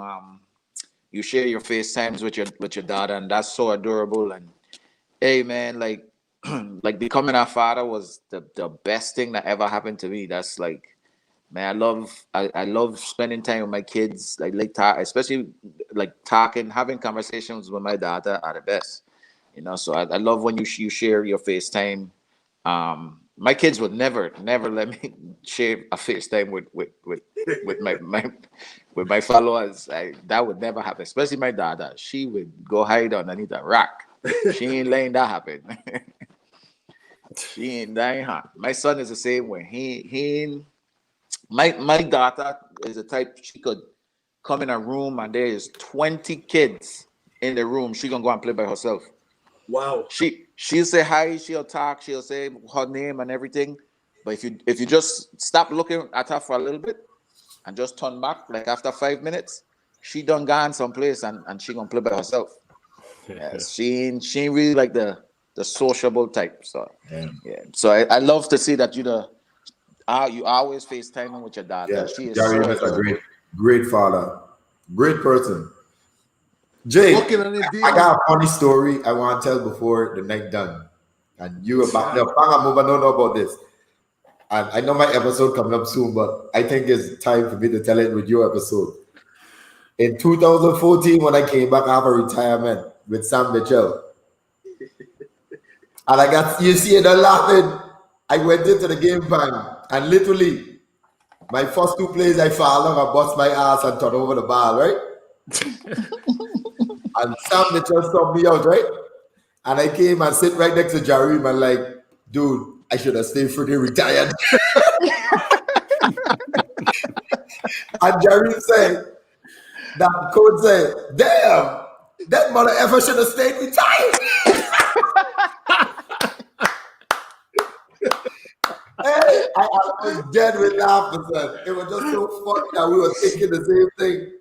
But I have to share that story. That was one of my funniest moments ever in my life. I was literally like, God. What am I doing out here? Really? I was like, what the hell are you doing out here? I ain't playing 3 years. But I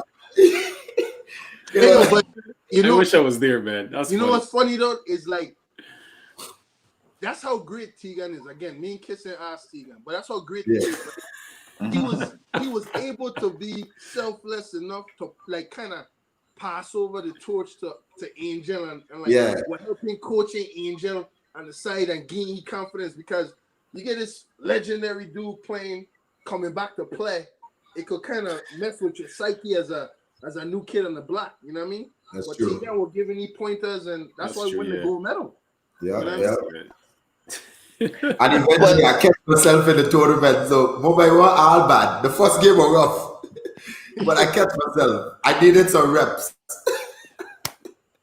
Well, thanks, Tegan. That's a good segue to tell us how you get to become a coach for the VI national team. How was that first call that you received from? I know Usain called you. I know Ronnie called you. Hey, rest in peace to man. I love Ronnie. Rest in peace to him. Rest in peace to Usi wife as well. My call to the Virgin Islands, it was actually for me to be an assistant coach. The head coach was supposed to be a Division I assistant at the time, but just when he was supposed to come, he had got the head coaching job at the University of Delaware. Monte Ross is his name. He's actually the associate head coach at Temple now. And he was like, last minute, Coleman said you couldn't do it, and then Usi knocked on the door in the morning and he's like, hey, you coaching the team in Puerto Rico. I'm like, for real? I'm like, that's how you do it. He had me a rule book and he said, hey, you coaching the team in Puerto Rico. That's it? Yeah, and that's crazy. But I was ready though on the back end. I was just having notes and stuff like that. I'm being ready to be a good assistant to the head coach, with practice plans and all that stuff. And then I just end up having to be the person to coach the team. Shout out to Lamar Bow. He was on my first team. He's one of the big time chefs in the VI. He was on my first team. He played hard as heck, man. I'll never forget him, Yeah. He's an amazing chef and one of the best chefs in the VI right now. But that's how it started. And once I got that touch of that and seeing the talent that we had, and how great the kids were in working hard and how quickly they developed in 2 weeks of me coaching them, I knew the sky was the limit for the young talent in the VI. And I knew that I wanted to be a part of it as long as I could, and I'm fortunate to this day to still be a part of it, with the new president, Mr. Al Baker, and his wife, still having me as a coaching staff member on the coaching side. And I don't take it for granted. I don't look at it as like a vacation or nothing like that. You know what I mean? Like I take it very, very serious. It's a major part of what I do and who I am, and it gives me a chance to represent. And my coaches understand it. They understand the love that I have for the Virgin Islands, and they allow me to do it. And I love it, man. And coaching guys like Tegan and Coffee and seeing what pros do, now it gives me a different example of when I go recruit. Like, okay, he's a potential pro. I'm not looking for him to be a good college basketball player. Can this dude be a pro?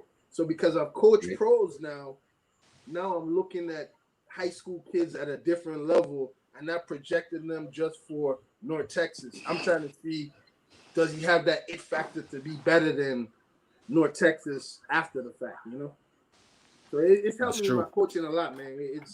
It's helped me in some of the best coaches in the world. And Tegan used to always say this when we were being tough games, like, yo, these ain't your regular American coaches, man. These dudes study basketball. You know what I mean? Mm-hmm. And there's some elite basketball coaches around the world, man. I've been fortunate enough to coach against some of them. And that's good. About your transition in terms of coaching the international. And that's why I think I just have a vision of you coaching the NBA, because a lot of the time, a lot of the coaches and sometimes some of the players only have the American view. So when they come on the national team, they kind of believe the talent is not as good a part of the Americans, But then you go overseas and you see guys do some stuff and you're like, what? Yeah. And you get an opportunity to see that.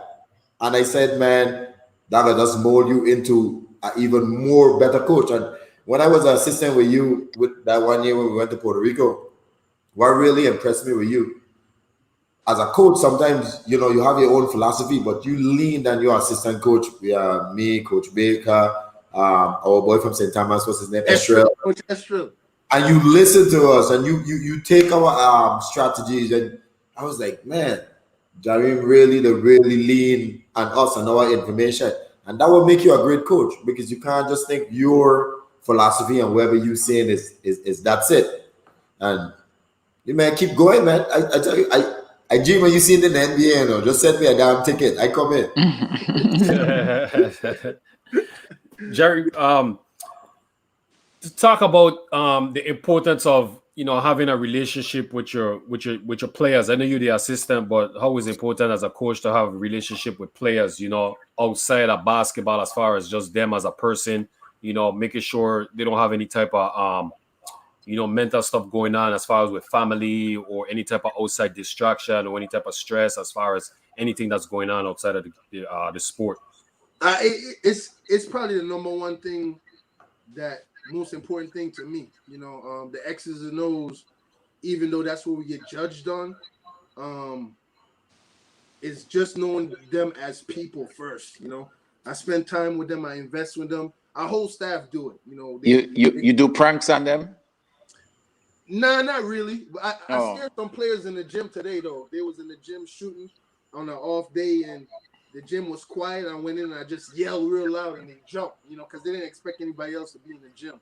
But only time I mess with them is on room checks on the road. When we go on the road, I might mess with them because they be on FaceTime with their girl, so I take their phone and say hello to their girl or something like that, But it's all about relationships with them, their parents, and even their girlfriends. I tell their girlfriends if they got a problem with them, call me, because I want to teach them how to be men too, And one of my players' girl texted me the other day, and she's like, can you teach my man how to be a little bit more romantic? So the next day in practice, I wasn't talking to him about ball screen coverage. I was telling him like, yo, you got to send him some flowers. You got to do this, what I mean? So it can't just be basketball all day, because after a while, they're going to tune you out if you're just talking basketball. I hope my wife ain't watching this shit.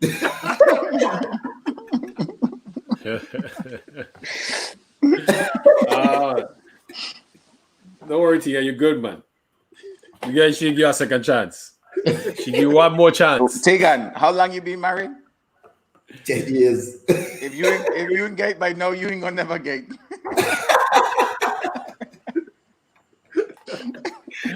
Oh man. If you engage by now, you ain't gonna never gate. So, Jareem. Yes, sir. Tegan kind of touched on it just now as far as you as a coach, a head coach, was leaning on your assistant. Did you kind of get that from your current head coach, as far as he leaning on you guys a lot in certain situations in the ballgame? Absolutely, because you know what, my head coach, I always tell people in his interviews, he got 3 head coaches on his team. You don't want a yes man on your staff, and Tegan, Coach Baker, Coach Estrell, they weren't yes men.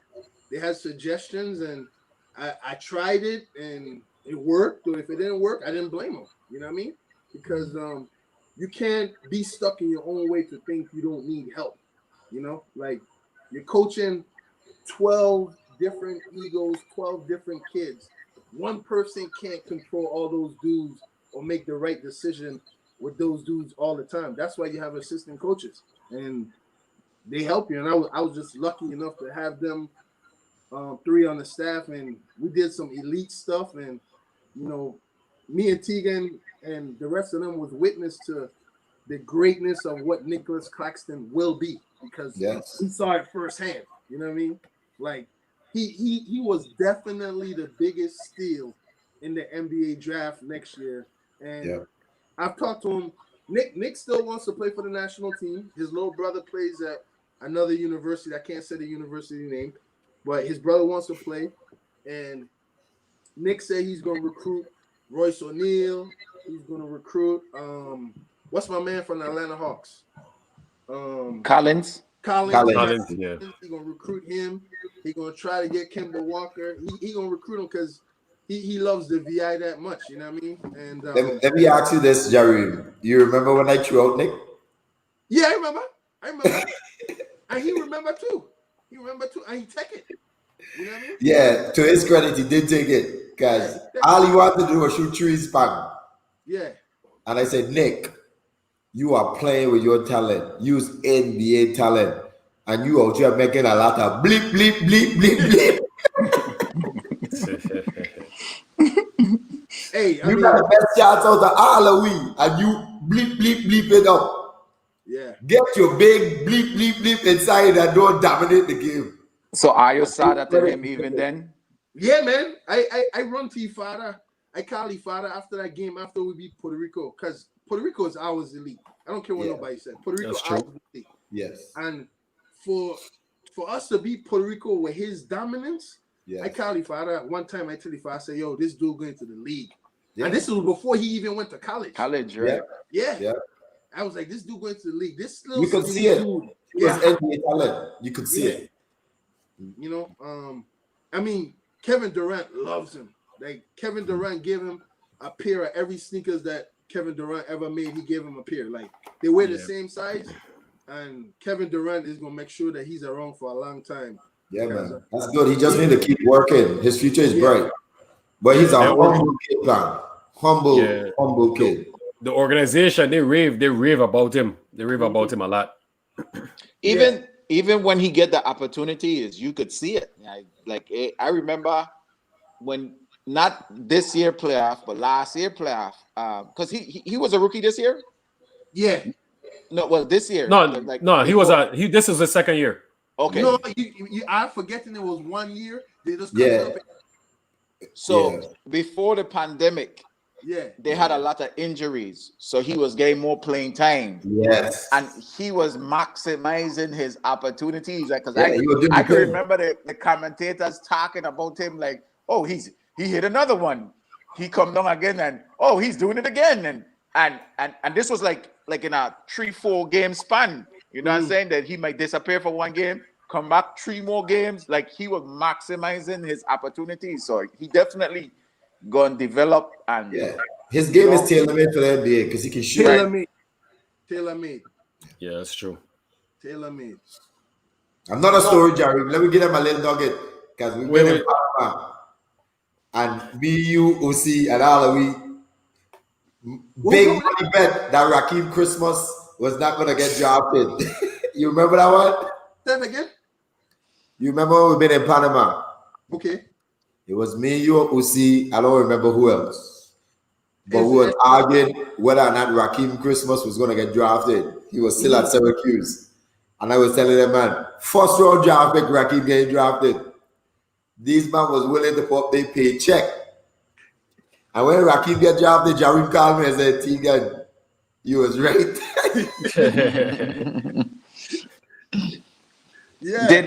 Did Raheem play any 16 or under for you? No, we couldn't get the paperwork right. The paperwork has just been a funny situation. He always wanted to play, but the paperwork was just never get right, because it's some rules. But hopefully now he wants to play with the VI team. So hopefully now we can get him transitioned over to the VI team. So that would be nice for Walter. And man, I didn't want to put you on the spot, but I think you will be a great transition to be the head coach too. You are bound. I don't want to be the head coach for the senior team. You don't want to? I think it will be easier though, because the players now coming up respect you. So I think that would have been a good transition. I always want to be an assistant on the senior team, because I want to put my energy into the younger generation. I want to be the head coach with the younger generation and just assist the senior team whenever the opportunity lies, for me to do it. But I don't ever want to be a head coach for the senior team. Don't say ever. ever. I don't want, like, if I could fill in for somebody that can't make a tournament and I have the time, I'll do it. But not on a permanent basis. I don't want to do that. I always want to work with the youth, man. The future. That's what I want. The senior team ain't bad. It's just more, like you say, you're moving into now more the emotions and the ego mindset. And the egos of men. It's different than coaching guys who want to make it, because these men done making contract and making money. Pang, we all know how man used to act on that national team. And trust me, when I tell my story, I got give you a lot of nuggets how I used to look after a lot of man. You used to Kobe the man. Yeah. Kobe used to tell Shaq, nah, you need to walk to get open. Nah, I ain't giving you this ball. I look at a lot of men in the national team. I know Jerry, we're going to Coffee in the post. They could say whatever they want to say. Coffee will get that damn ball. For sure. Jerry, you talked about Clark said he's gonna reach out to some of those guys with the VI ties, right? Mm-hmm. And I always thought about this. I want to say when I was playing baseball, or maybe after I finish or whatever. And I play on the VI team 1 year, and I always think back on how guys who play professional basketball coming back and playing for the VI national team, and when they working out at home. I didn't have this experience, but I thought about it. How you don't think it's a good idea? They hold some clinics. I'm not sure if they're doing it now, but don't you think like the guys who come from abroad hold some clinics for the use them in the VI, the high school players, or even probably invite some of the high school players that they have aspirations of playing college basketball to come to the practices and just take a look and see how professionals, go about the game and how they carry themselves, how they take the practices serious and how they work out, etc. You think that's a good idea for those NBA players to kind of hold a clinic for the youth of them? Yeah, definitely. But what's funny is I don't know if they will get as much out of that they would with a college team because the NBA moved different. That's the elite of the elite. I don't think that would be a good example for the youth to see. They need to see the real gritty grind of a college practice versus an NBA where, okay, this dude that's running up and down is worth $25 million this year. We can't have he sprain an ankle on this sprint. We're going to take you out on this possession. There's just so much that goes in with the NBA. Now, having them come talk and share their stories, of course, but practice, I would rather like young kids College would be better college team practice. I agree. What about like a basketball clinic as far as them just come in, run the kids them through the drills and the kids just have the experience of, being around the athletes, which they do in the US with their teams. A lot of high school players have opportunities to work out with the NBA players and rub shoulders with them and get to talk to them and stuff like that.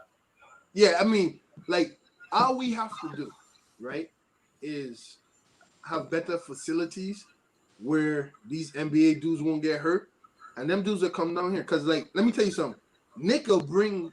Remember me telling you this. Nick will bring the Brooklyn Nets to the VI, but we need good resources. We need good resources as far as the facilities for them to practice in, and just having access to the things that they need. You know what I mean? Yeah, I think you guys kind of miss it. I'm talking about like the NBA team. I'm talking about the players that's representing the Virgin Islands.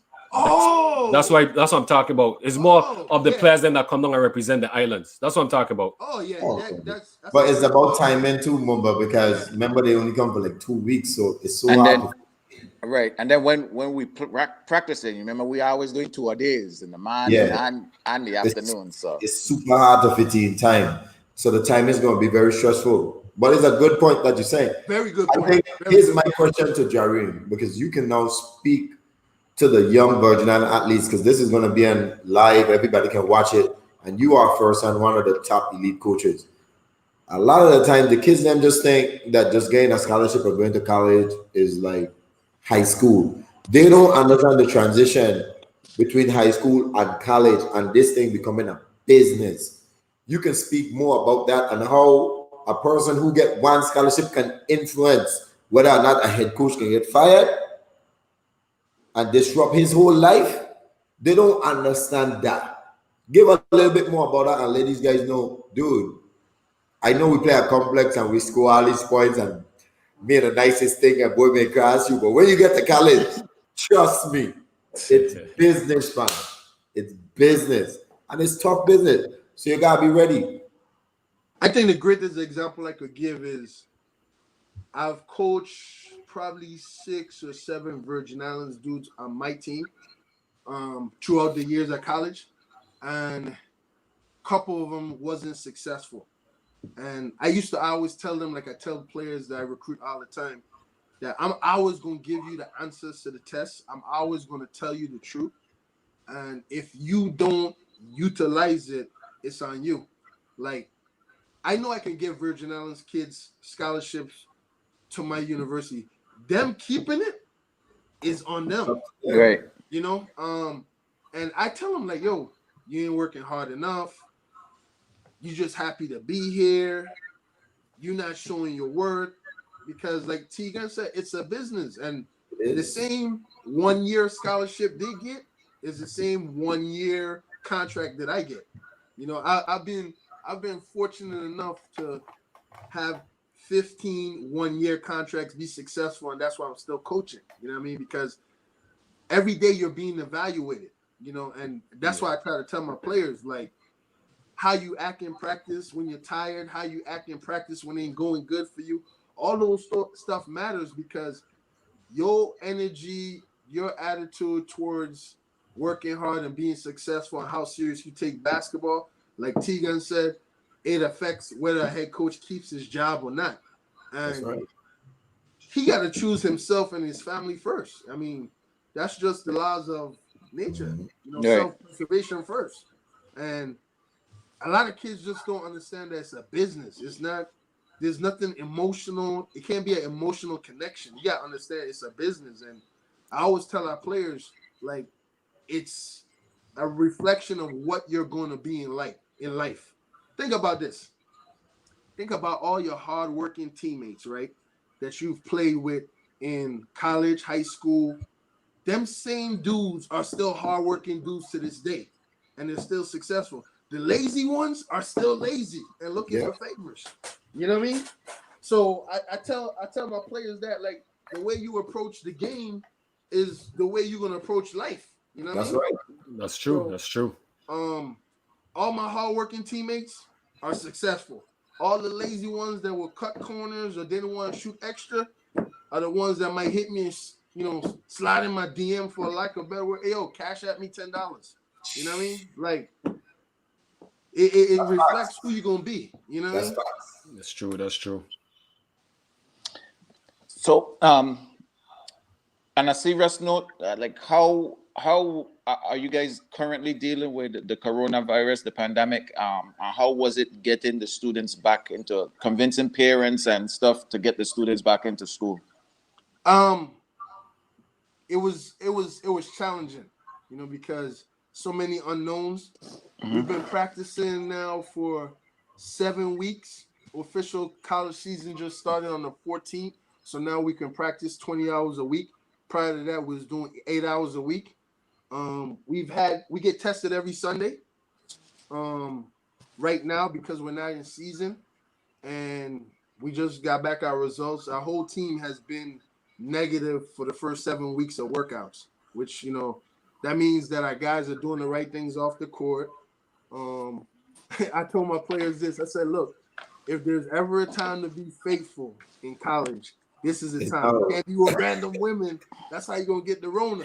It's no. So it's the time now to be faithful. And they all laugh, but is it true? I said, it's facts, yeah.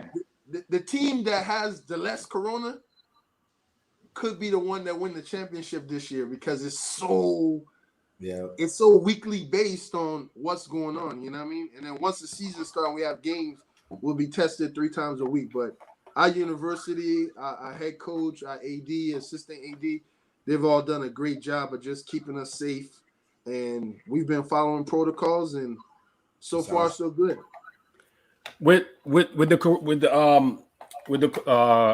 virus, I know with football, with NCAA football, if you test positive, you have to be away for 21 days. Is it like that with college basketball too? Is it different as far as the time?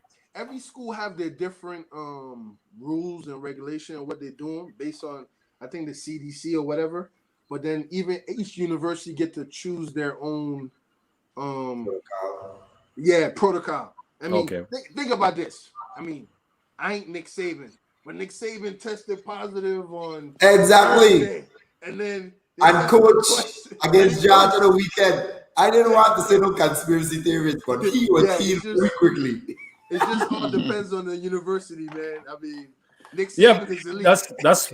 That's weird because the NCAA any kid get tested in NCAA. That's what they said today. I was watching the college pregame show, and that's what they mentioned that any kid tested positive, 21 days away. They have to be 21 days. That's what they stated. So, with the Nick Saban stuff, he was away for what? 5 days? 2 days. Nah, 2 2 days? days. That's crazy. Give me a break. Hey, man. But it's a trying time, man. But the best part though is that once all of this settled down, that each player gets another year back. Like it's a unique situation, man. To be able to play this year and not worry if it's gonna get cut short or not, and still have an additional year. These That's kids are awesome. blessed, man. Oh, Yes, for they real? can do masters. Yeah. So that's And that's awesome. right. But honestly, most kids don't graduate in 4 years when they go college, unless you're taking summer classes. So it'll work out perfect for them, where they could graduate if they if they play out 4 years. That would work out perfect for them, where they could graduate in the senior year. Well, some kids like me graduated 4 years time. I True. did.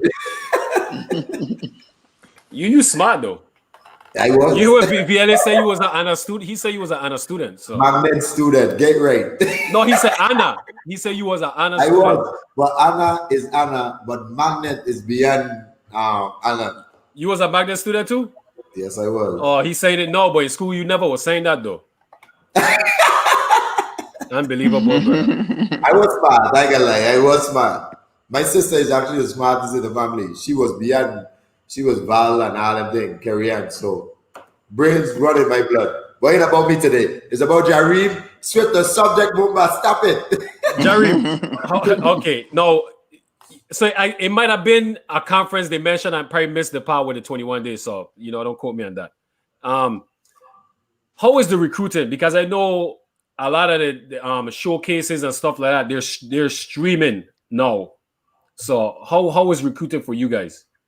The same. But Same. The way I'm not a traditional recruiter. Everything is relationship based. If T-Gun called me and tell me he got a player for me, I don't need to trust but verify it. That's how I am with everybody that I recruit from. I figure like every year I'll be able to get 2 or 3 players because of the relationship I've built over the last 15 years. And then also my former players, they help me recruit too. They be like, Coach, I got this dude around the way. I'm going to go check him out before I watch a live stream. I'm going to check him out before I go read a paper from a dude that never played college basketball in his life, telling me that somebody's good. You know what I mean? So I'm not a traditional recruiter where I'm going through books and I'm sitting behind the desk for 20 hours watching game film. No, I'm not traditional, so I trust people and people trust me. And that's how I go about recruiting, listening to people, Okay. and what they see. And I value the right people, and the right people have never let me down, That's yeah. Hey, shout out to Karen on here, holding it down in college athletics. Shout out to Christine Kelly, holding it down on here. Shout out to They on the live, so they watch it.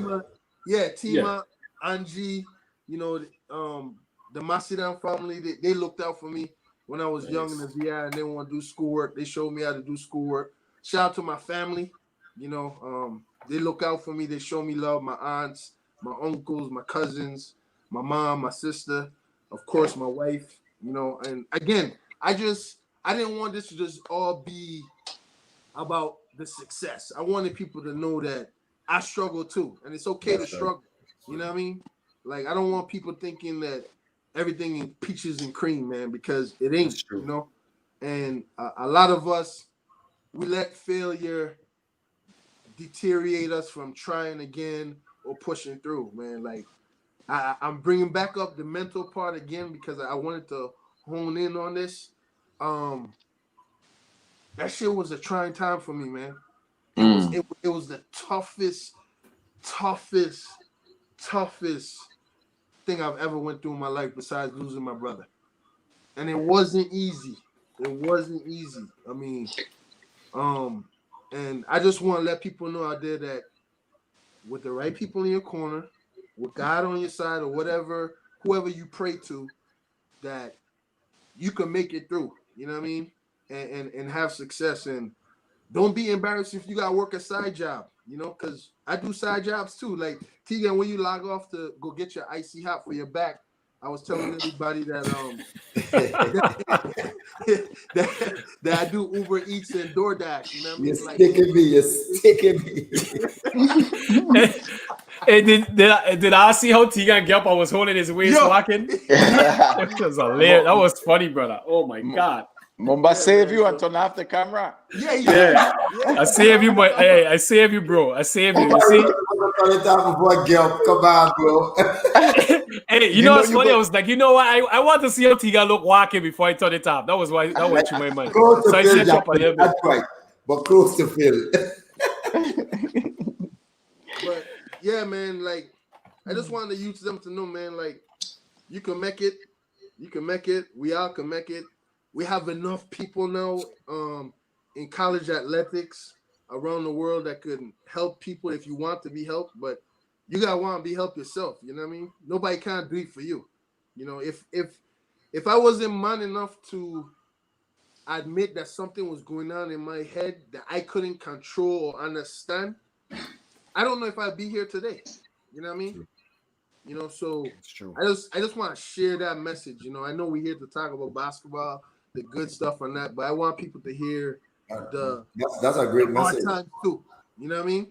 And we're not here just to talk about basketball. Honestly. No, yeah. You know what I mean, though. Yeah. But I do have a question for you. Talk to me. You thank you for the courage for sharing your story about depression, and you see a psychiatrist once a month. A lot therapist. My fault. Yeah, Therapist once a month. And I know a lot of times when you go see therapists, they give you like lessons to do, things to try, you know, like are you up for sharing some of the things that you did to get over or come out of that depression, like specifics? Hey, I'm glad you asked this, because Mumba, I get time. I just put in the extra battery pack so my thing don't die. I know T-Gun. Hey, I could talk like T-Gun on this subject. So let me share some with let me go a little deep, because your story, man. Go ahead.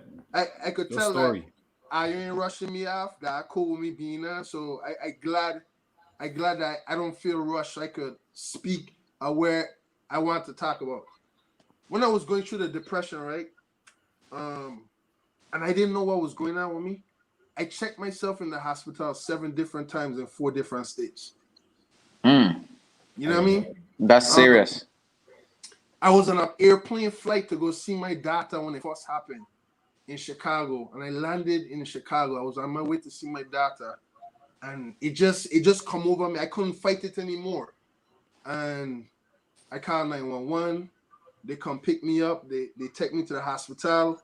I was calling my sister, Loretta, and I had to go through the whole process, because even when I got to Texas and I thought I was okay and I was trying to be okay, my foster brother, Dr. Charles Tolson, he was like, look, in order for me to help you, you got to be real with yourself. And it's true. When he said that, first thing he said, you got any STDs? Are you on drugs? All this stuff. Because he's an orthopedic doctor. So he was trying to break it down and dumb it down. I was like, no, I'm cool, blah, blah, I'm good. And he was like, if you want me to help you, here's what I suggest. So he's like, let's go to the hospital, take me to the hospital. Then they asked me a bunch of questions. They asked me if I was thinking about harming myself. And I said no, but I don't feel good. So that's when they strapped me up on a bed. They strapped me up on the bed, and they took me to the hospital, you know. And when I got there, most people don't know, when you check yourself into a mental hospital, you can check yourself out whenever you want. You don't have to stay in there. So I didn't know that when I got in there. I just thought I was stuck in there. So after about 4 or 5 days of being in there, I was going to every therapy session, class in there, talking to the therapist, just trying to check all the boxes. Okay, not really trying to work on myself, but just check the boxes so they can think that I'm good. So they was like, "Oh, you fine," because I was lying to myself and I was lying to them. So I got out 5 days after 5 days the first time, and when I got out, I collapsed even harder because I wasn't being real with myself. You know what I mean? So I'm just calling my mom, I'm calling my sister, I'm calling my coaching buddies that I trust, and I just can't sleep. I'm going 3 and 4 days with no sleep. You know, 3 and 4 days, I can't figure it out. So finally, I went to my foster brother. I was like, "Yo, I really want help." So he's like, "What you want?" So I was like, take me back to the hospital." So he's like, "For real?" So he took me back to the hospital, and I stayed in there for 3 weeks, man. And I actually realized, one, I wasn't living a healthy life in my mindset. I wasn't living right. You know, I was seeing too many women at the time. You know what I mean? I'm being real here. You know what I mean? And I just wasn't right. So until I broke it down, this lady that was in there helping me taught me all the different things that I need to know about myself to understand, like, I wasn't balanced. I wasn't living a balanced life. I was just working, working, working with no fun in life at all. Wasn't connecting to my family like I should. Wasn't praying like I should. And because of that, now I know now how to unplug from social media. I go twice a year now. I take a month break from social media because social media is toxic. You know, I take a break from different people, whether it be my dad. I just take breaks from people and respect myself more and stop exposing myself to negative energy vampires. Right. You know, True that. and Let me I'm ask you just. quick, Mhm. just for time frame, Jareem. What year was this? Around what time? This is we in Good question, T 2020, man. Good question. 2017. Okay. Yeah, 2017. And one thing people need to know is it's always ongoing. It's not a, "Oh, you fix it, it's over." I still have my bad days. And when I have my bad days, now I have my circle that I call. I call one of my boys in Delaware, Tez. I talk to him. I call my sister, you know. I tell my wife, and the more people that you have in your corner that don't judge you when you don't feel right is the stronger you'll be and the quicker you can recover. Because depression don't just go away, you know. I feel you. It's I, an I want to everlasting say fight. I want to say it's Tyrus Riley or Jacques, I'm not sure. And he said in one of his songs that silent killer is on the rise, and the silent killer is depression. You know what I mean? And most people don't even know that they're depressed on what they're going through. You know what I mean? They don't know. It's just a phase. It's a fog that you go through. And if you don't have the right people around you, whether you rich or poor, you know, it could get you, man. And that's why when I see the news and I see this celebrity took his life, like, I don't judge them because I've been there, you know. Yeah. And I don't. The crazy thing is when I was in there in the hospital, I was in there with a judge that said she only comes in there on the weekend to reset because she needs a break from the toxic world. You know what I mean? And it helps her reset when she comes in there. It's like her me time. It's her therapy to come in there and just be released. I was in there with NFL dudes. You know, I was in there with judges, lawyers, doctors. Like, a lot of people go through this stuff and, you know, they think it's something you just get over. And it's not, man. It's a serious thing. And I think it's what cost me my brother, you know? And Yeah. my brother was the number one smilingest dude in the world. And everybody associate a smile with you being happy. And the smile could be the biggest liar that there is out there. You know what I mean? You got to That's so really, true. like Coach Tang and Baylor told me, when you ask a person how they're doing, you don't ask them it once in that same conversation. You ask them it 3 times. You say, how you doing? They're going to give you an answer. Then you hit them again. Now, for real, how you really doing? And then the 3rd time when you ask them, they're going to actually tell you how they really feel. Nobody ever tells somebody how they feel on the first how you doing. That's the generic part. If you really want to get to know how somebody's really doing, you ask them 3 times in the same conversation. Man, that's powerful. That whole segment was powerful. I don't even know how to come back because I actually feel a little not down because I know you have overcome your situation, but I didn't even know you was going through this. So this is actually very surprising to me. Man, my sister Tegan, my sister Loretta, right? I put so much pressure on her. Like she was crying to sleep with me many a nights, Tegan, when I couldn't go to sleep. I would call her and tell her, don't hang up the phone until you hear me sleeping. That's how bad it was for me. You know what I mean? Like, it was so bad for me, Tegan, when I got here, Tegan, I was paying a GA to sleep on my couch just to make sure I didn't harm myself.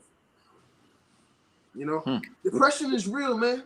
It's rough. And you said 2017, so that's just right around the corner. So yeah, recent. I look like I gotta check up on you more. Hey, I good now, man. I good now. I got. Well, that's good. I want to hear you great. Meanwhile, you good. I just happy that in 2014 I didn't have a madman around me. You know what I mean? But it's just that's a joke to be a little humility, but of course. I'm very shocked that you've been through this. I had no idea. So look, I know you got your circle, but if there's anybody you need to talk to, you can always call me, brother. I'm always here. So you don't need to wonder who they are you are not, because I'm here. And y'all not only tell that to me, you gotta tell that to your friends too, man. Because a lot of friends be wanting help from us, but they scared to tell us. You know what I mean? And they gotta put their ego aside to understand that we all need help. Like I'm there's so many people that's a part of my success that it's the list is so long. Like I couldn't give a shout out to everybody that's a part of my success. And I remember everybody that's been influential in my life. You know what I mean? Like the lady that gave me my first job at Cecil in the call center, we're still cool to this day, 14 years later, and she sends me blankets and gifts for me and my wife and all that stuff. And it's all about good people, man. It's all about good people. I'm concerned with being an elite person and a basketball coach after that. You know what I mean? Man, that's powerful. Just in case you always get called me, so just remember that. Man, you know, Jerry, man, this is a powerful message, man. And you know, if you feel like you need to come out here anytime and you know to speak to whoever, feel free, man. I appreciate honestly, man. Yeah, man. Anybody going through depression out there, man, like trust me, I don't have the answers. I'm still being worked on myself, but just know you're not alone and that it's normal. It's not normal because you go through depression. It doesn't make you a bad person. It doesn't make you not right individual. It's just something that you have to deal with and learn how to cope with it and make sure you have a strong supporting cast around you to help you overcome your not so good days. You know what I mean? Yeah. I see Christine put up a message about a book called The Energy Bus. I know Dwayne said he read it. I'm not sure if you ever read it. I read it. I don't read books. I listen to ebooks. I don't have time to sit on to read. But I listen to The Energy Bus and. So wait, what are you saying? You didn't read my book? How you like my book? I read your email that you sent me. Yeah, that was my book. Did you like it? You didn't send me no book. You sent me an email. I read your email. I was the first one to respond to you. Yeah, that was my book. It's a short book. No, but you said you were going to touch it up and send me the finishing product. I finished it. But how do you like it? I love it. I love it. Yeah, me too. It's a great book, and it needs to be either bought by the government to put in the schools, so that every school can have this, because now they're reading a book from somebody that they know, not some fake person that's a celebrity outside the world. Not saying you're not a celebrity, but just don't blow your somebody head to up connect any to. more than he already have a big head on, Jerry. Don't blow your head up any.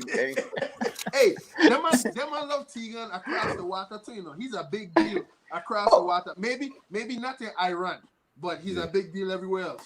Oh, yeah, we surely go hear it next week Sunday for sure. Jareem met one of my ex-girlfriend in Jacksonville University. Let me tell you that story. Not in Jacksonville. In Denton, Texas, we're probably there. So I got to Yeah, the but house. she was my girlfriend in Jacksonville. Yeah, Okay. I go to the house. Jareem, we could get to this, but let's touch up on the energy bus. Kind of touch on it a little bit, because I know Christine posted it, and then Tiga tried to take over with his book and stuff like that. We gonna get to your book, Tiga, but let's touch up on the energy bus, because some people might be going through what Jareem is going through right now, watching, and maybe they could read the book. It might help them. So Christine Kelly says she want my book. Stop hating no more. Wait till we back in, Mom, but don't mind he. Yeah, Mama is the best. Listen, Tegan, we're going to get to your book, but let's focus on the important subject of matter right here, which is something serious that somebody might want to read the book. So let's let Jeremy kind of touch up on it. And then we're going to touch up on your book again. And then next week, we're going to touch on your book again, Tegan. So that's 20 years ago. He can tell it. Hey, the Energy Bus is an awesome book. Great recommendation by Dr. Christine Kelly. I listened to it on my phone while I was driving, and it's basically a book that with this bus driver that takes people on this route every day, and she happened to get this individual that just life wasn't going good in his eyes, and she basically gave him 10 steps to bringing happiness to himself, to the people that he's around, and understanding that his energy, what he gives, can be contagious in a positive way or a negative way. It's all predicated on how you look at it, and the book is a phenomenal book. It's a must read. It just humbles you and making you understand, like, even though you're going through something, you could still see the light at the end of the tunnel, And like the great Bob Marley says, every man think that his burden is the heaviest. Yes, yep. Something that might be simple for you, Mumba, might be hard as hell for me. You know what I mean? Something that might be simple for Pang, be easy for Tegan. I mean, hard for Tegan. So, but the book is an unbelievable book. After you read the book, it's gonna have an effect on you mentally. That's just a breath of fresh air and energy. And I'm glad that Christine Kelly recommended the book, and it's by John Gordon. I've actually met John Gordon and talked to him on a Zoom call with Be Ready, and he's an awesome human being. And like it's a great book, man. It's a great book. It helps you in work life, your marriage, everyday life. It's an awesome book, man. It's an awesome book, just like Tegan book. I appreciate that, Jareem. Yeah, we could get to his book now. But I appreciate that, because that's the energy bus. I go read that. Are you there on a bus? If it was the energy plane, I probably won't read that yet, because you go crash. This guy crazy. But I'm gonna look that book up. I'd like to read, so ain't no problem with me. Definitely will look that book up. Before we talk about Tegan book, he wanted you to share a story where you meeted the ex-girlfriend. No, I was joking. Let's deal with the energy plane. I got to this guy. This lady, she was an assistant coach here, and she was leaving. So most coaches, when they leave a different situation and they know as a new staff coming in, they try to get their spot rented out by the new coach. You know what I mean? That way it saves them from having to break a lease, etc., etc. So I go over to this woman's house. She get my number, tell me to rent. So we let small talking. She's showing me the place, and I went to Jacksonville. You know, I said, oh, Jacksonville. I said, oh, okay. I know somebody that went there. He used to play basketball. She was like, who? I said, Tegan. She said, Kevin Shepard. I said, yeah. She said, that's my baby. I hope your wife ain't listening. I hope so. Yeah. she listening. That's my baby. So I said, she's like, oh my God, I love him. So of course, I called Tegan. I was like, Tegan, you know this girl? And Tegan was like, yeah. You know, and then it was just crazy that all the way in Denton, Texas, and her first love was Tegan. I was like, wow, what are the odds of that? You know what I mean? I know, right? Great. I'm so happy you didn't no more. Next subject. Was that T? Was that T? No, that was T. Okay. Aisha. Oh, okay. Somebody make room for Tegan tonight. Somebody make room for Tegan. He out the house. Yeah, man. He can't. That's old news, man. He can't go. He out the house. That's damn near 20 years. Come on. If I get kicked over that, I ain't trouble. But yeah, I gonna look out for that book as well. The what you call it? The Energy Boss. Energy Boss by John Gordon. Man. Yeah, must read or must listen, whichever one you do. I don't listen to the book. Yeah, I can't read books from kindergarten. I can't read books. But you see, about four lines I don't sleep in, my son. That's why I make my book so short, because I know the mentality of people reading. I like to read. I got a lot of books, but a lot of people don't like to read books. You know what I'm saying? So I didn't want to make my book long and uninteresting so people fall asleep. So that's why I make it so short. So let me give you some credit about your book. So I just told you that I can't read long because I'm gonna fall asleep. So I set a goal for myself. I'm gonna read a chapter or a few paragraphs at night. But your book was so good that I read the whole thing one time. I say, okay, I'll stop after this paragraph, but I never stopped. I just kept going until it was done. So that's to give you a little credit there. I could swallow up the left side of your head. Hey, Tegan, tell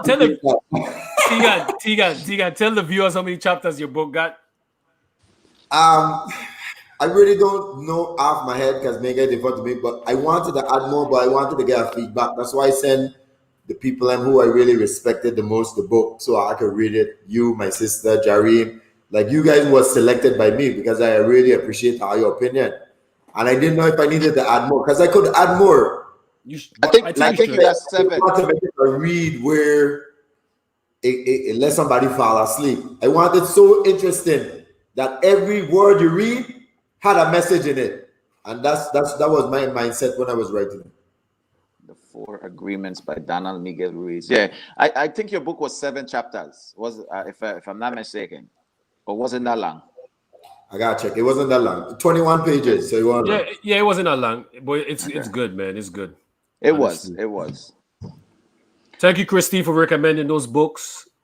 Man, Jerry, that was a powerful message, man. Man, that's awesome, man. You know. Thank you for sharing because as powerful men from the VI, like a lot of us don't even have emotions, like like to even identify one. You know what I'm saying? So I'm glad that you were able to identify that you had depression, and I'm glad you taking the necessary steps to deal with it and owning it and facing it head on. That's very commendable about you, courageous, and definitely an inspiration for any man or even female who watching. You know what I'm saying? So thank you for sharing. No doubt, man. No doubt. It's the first time I ever share it publicly, and of course I want to share it on my own. You know what I mean? Right. So, I appreciate that allow me to share it and not being like weirded out, like, oh, we want to talk about this. You know what I mean? I could see it in our eyes that I appreciate it and listen to it, because again, if it could help one person, man, that's it for me. I good if I could help one person. You know what I mean? That's so true, man. That's true. Well, I mean, in your profession, you have helped more than one person. That's the beauty about we as coaches, because now I'm following in your footsteps and I'm actually learning from you. I mean, you touching so many lives that a lot of people don't understand. You are making immature men into real men, and that's the beauty about what you do. So, man, I am very, hey, I am very proud. I always ain't tweeted. I am very proud of you. Appreciate it, man. Appreciate it. No, he kissing your ass, Jareem. Yeah. That's how you make it. Yeah. But I definitely proud of you. Yeah, Pang. I like that Pang. Tigan, Pang, get you and that one good. No, that ain't his ass. I super proud of Jareem. Yeah. Call it what you want. Yeah. You know, it's good that you guys, you know, you and Jareem so close, and you know, for you to tell him, you know, let him know like you super proud for him. That's good, man. Honestly, you know, opening up, man, that's powerful. For real. Look, but big up to him and Coffee and man like he and Coffee and Craig. You know, I ain't counting them man pockets, but them man make a lot of money, and for them man to come back home, I want to be home and give back to the kids. It says a lot, because usually we get rich and move to the picket white fence. You know what I mean? But these man to stay home and do what they doing, I salute that for real. Yeah. That's true. That's facts. I love the world of sports because a lot of us, well, not the three of us, but a lot of us grew up as rivals, you know, hating each other, you know what I'm saying? And playing for the national team, traveling to Milwaukee, Chicago, Alabama, like some of the places that we went, like it brought us closer to the rock players. It brought us closer to the central players, the private school players. And I know a lot of us are like best friends. A lot of us are just, we don't keep in touch, check in on each other, you know, and it's like Mama just said, it's good to see that you could always link and try to crack each other brain for things that are you dealing with in life. And like people don't know the power of sports, man. Like really, like you should always get your kids involved in something that involve other people as kids that could help mold them into being great women and men. So I love sports for that, and I recommend it for anybody, any child growing up. Big time, big time. Well said, Pang. Well said, brother. I want to big up my favorite principal and Senator Kurt Daly. He's online and he's also watching. Hey, true story. VLA get me beat one time for my mother, man. Tell it. Hey. Oh, man. Beat one time for my mother, my son. One thing about VLA, right? He'll show you loving her.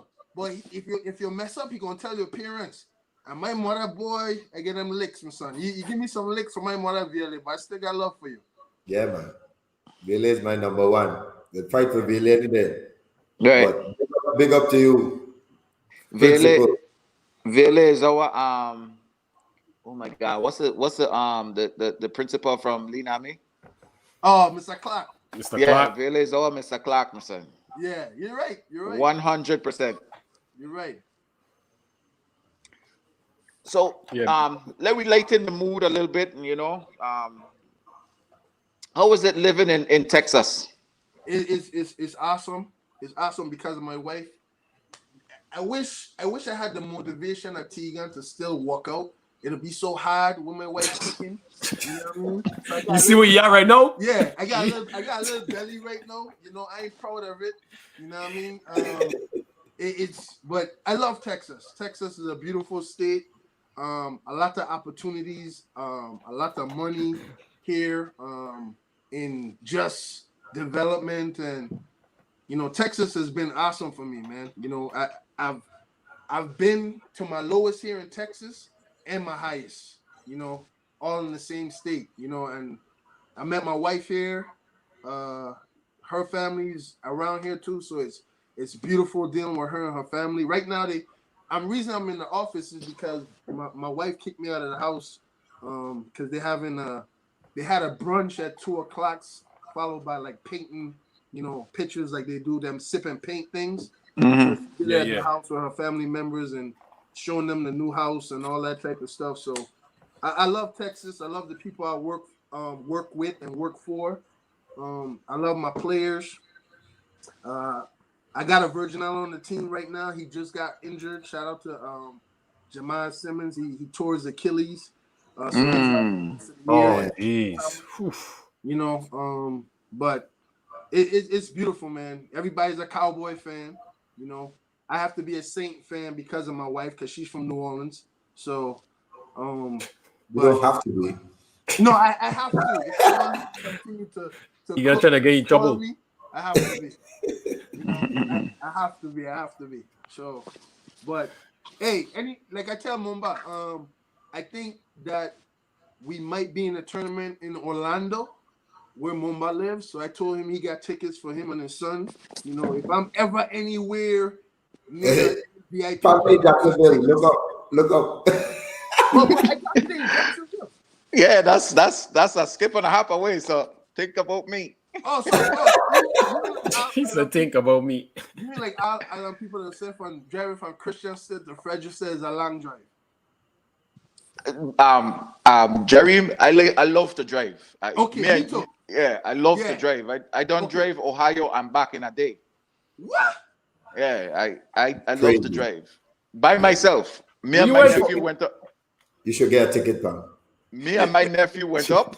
I dropped you off by my sister, and I came back. I slept for about 3 hours, spent some time with my mother. Like we get up there like 1 o'clock. I stay up with my mother like until like 4. I sleep till about 7. Went outside, played basketball with my nephew, ate some breakfast, jump on the road and come down again. After 3 hours sleep. Wow. Damn, Pan, use a beast. Wow. Driving is my thing, man. But I think that's why my let me not pronounce this word wrong. My sciatic nerve. Yeah, From my knee to my bum cheeks. Man, every morning I feel like them, son. But I think it's because I that sitting motion so much, being at my desk, and then I do lift part time, you know, make a little change on the side. I think I ain't stretching enough. I think I ain't mobile enough. And I think my sciatic nerve stiffening up on me. Yeah, man. Take care of that, brother. Thank you, VLA. Thank you, VLA. Appreciate it. But yeah, if you regardless if you could get me tickets or not, I'll be there. Trust me. Come on, dude. I gonna get you tickets. Once I love to have fans, I gonna get you tickets. Like that would be in Disney. That would be in Disney though, Mumba, right? Yeah. Yeah. We go actually have a show outside at Disney. The Elite Podcast gonna be live outside of Disney. Tiga, you flying up. We gonna be live. Christine says she come in Orlando. I know a few people will be coming to Orlando, so we gonna have a live show. Wow. We're gonna bring that'll be good. We want no mouse. Say we don't got mouse. We got rat.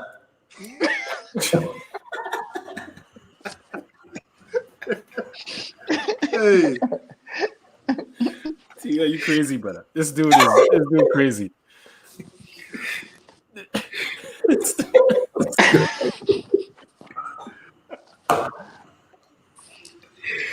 My God.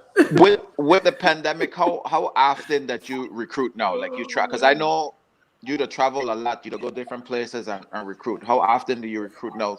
We can't recruit no time soon. Like it's the first time that I've been like stationary like this ever in my coaching career, you know. But it's a blessing in disguise, you know, because I get to enjoy the new house, get to spend a lot of time with the wife. Picked up a new hobby now, which is grilling. So, her father teach me how to grill. So now I love to grill a lot. So I've been doing that a lot. You to grill on a weekday. I don't even know who to do that. Who to do that? Yeah. This man a grill on a weekday. Like, I don't get a weekend on a grill. Right. I grilled 4 times this week already. You know I know the man. I said, wait, today Monday? Hey, like, was it a holiday? This man grilling on the heck? Yeah, man. Yeah, man. I like it, man. It's fun. It's therapeutic, and that's the other part of, you know, not going back on it, but just allowing yourself to get outside your comfort zone and do something else is very therapeutic. You know what I mean? Doing other things that you normally wouldn't do. You know what I mean? So grilling, like I tell the wife, I don't to grill 3 times a week to help she cook now. You know what I'm saying? She happy man. about that. You're a smart man, brother. Yeah. He's a Saints fan. He grilled 3 times a week. It's a happy household in the Jareem family. Yeah, Happy man. household. Definitely. Jerry, who has been the biggest influence in, man, I can't even speak right now, man. Somebody take over, man. I stuttering right now, brother. Jeremy, who has been the biggest influence in your life? Yeah, thank you, Tiga. Thank you. I can't. I'm gonna admit my mistake, but I ain't even said church. I mess you up? I hope maybe. No, you messed me up, man. That last comment you made about the rat and the mouse and We got rats like, well, we don't got no mouse. I tell my dad all the time, don't tell these rat no otudo. No, God, they don't understand what you say. Otudo. Hey, my biggest influence, rest in peace, my grandmother. She just instilled everything that I'm about in me from day one. No disrespect to my mom or my dad or anybody else, but she was just the first to give me a vision to dream. You know, I used to have to spend Saturdays by her house to go to church with her on Sunday, and I used to have to go to Thomas Bakery before it closed at 7 o'clock on a Saturday and get some TT bread and butter bread for Sunday morning. You know what I mean? And she just instilled so much in me, man, from being humble, being thankful, being respectful to people. Like she's my greatest influence, my biggest hero, and you know, it's because of she's, you know, reason why I am where I am today, with the help of God and everybody else in my life. But my grandmother is she's my superstar. Love that. Yeah. You mentioned something that dear to my heart.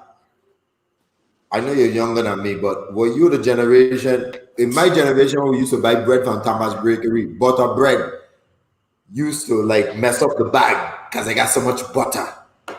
You didn't need no I cheese. used to bust through the bag. You didn't need no butter. It was ready to eat. Now today that bread so hard you can kill a man with one of them bread. You was in that generation where it had real butter bread. Hey, but no, I was in the generation, like, you know what's funny? The funny part, I laughed when I said this was episode 39. I actually turned 39 next month. So That's I crazy. When I said Happy this, birthday. yeah, appreciate it, yeah, man. man. So, like, Happy you birthday. know, but you're right, Tegan. I come from where it was a real butter bread, and you used to just eat the middle because it was so big and it had enough that even if you take a little piece of the middle, your mother ain't gonna kill you for it because it was big. But not them things, like, they like my finger, they skinny. Yeah, they skinny, man. It's crazy. Wappa mess up everything in the Virgin Islands, son.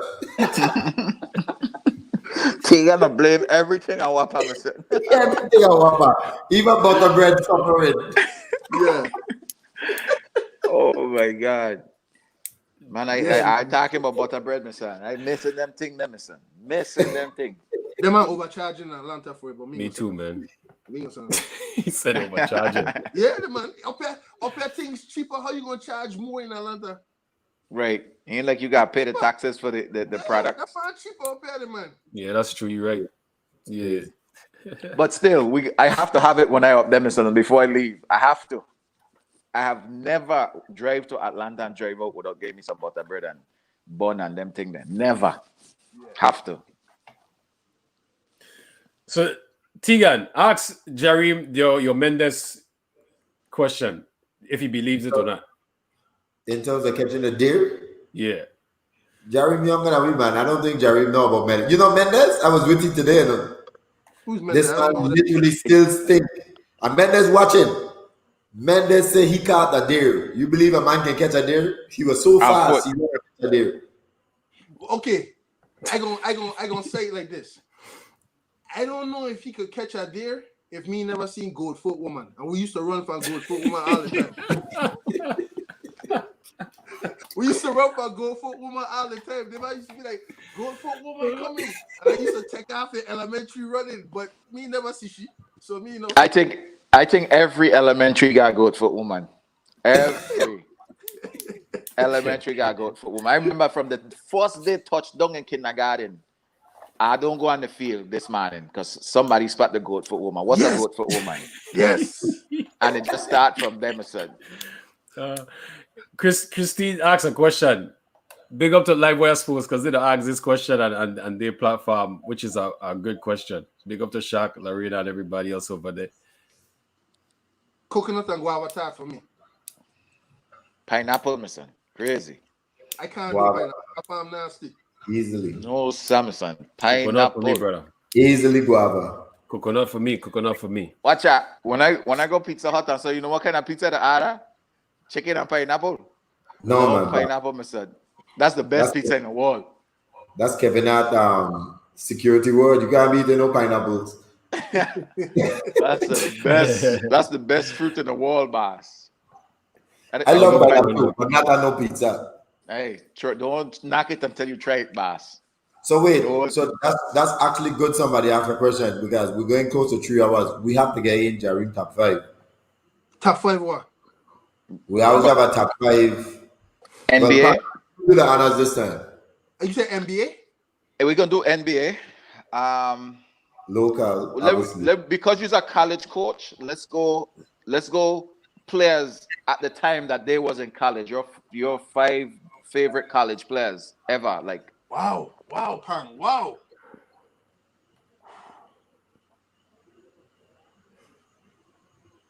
John Wallace, Syracuse. Nice. Number 44. Of course, Tim Duncan. Facts. You are a beast, brother. I'm always a beast in college. Jason Williams at Duke. Oh, which one? Jason, okay. Yeah. Go ahead. Whew, you are a beast too. He was unbelievable. Yeah.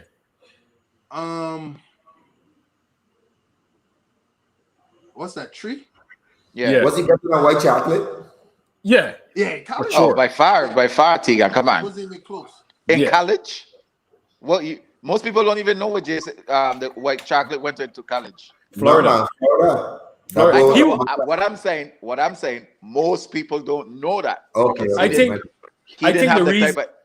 Go ahead. I think the reason is because JC Williams played at Duke, but White Chocolate was phenomenal in college. I just feel like he didn't get the recognition because of the TV games and stuff like that. Right. But he was good though. He was good. Marcus Camby. Woo. You know, I played against him in Iran. You play against him? Yeah, he was in Iran. And when I played against him, he was like, dude, what NBA team you play on? I said, dude, I never played in NBA. I was killing his team, son. He couldn't believe I never played the NBA. He was shocked. Before Steve Francis? Yeah. Good. That's a good one. Yeah. Before we move on to the VI players, because we never did this before, Mumba, go with your top 5. I was going to ask that same question, Pan. But you guys can. We gotta go with the. Okay, he's the youngest. I'll go. Good. Chris Webber. Good choice. Penny Hardaway. Memphis. Kerry Kittles. Villanova.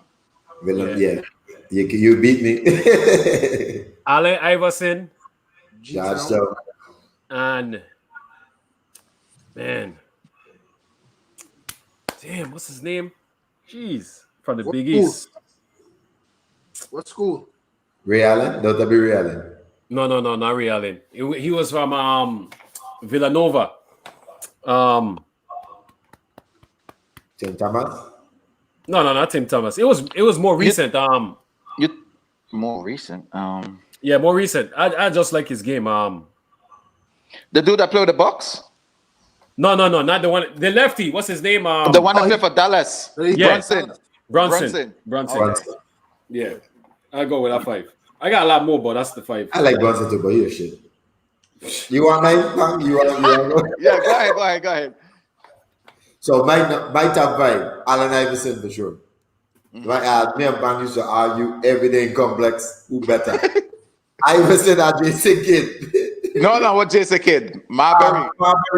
Sorry, Ban.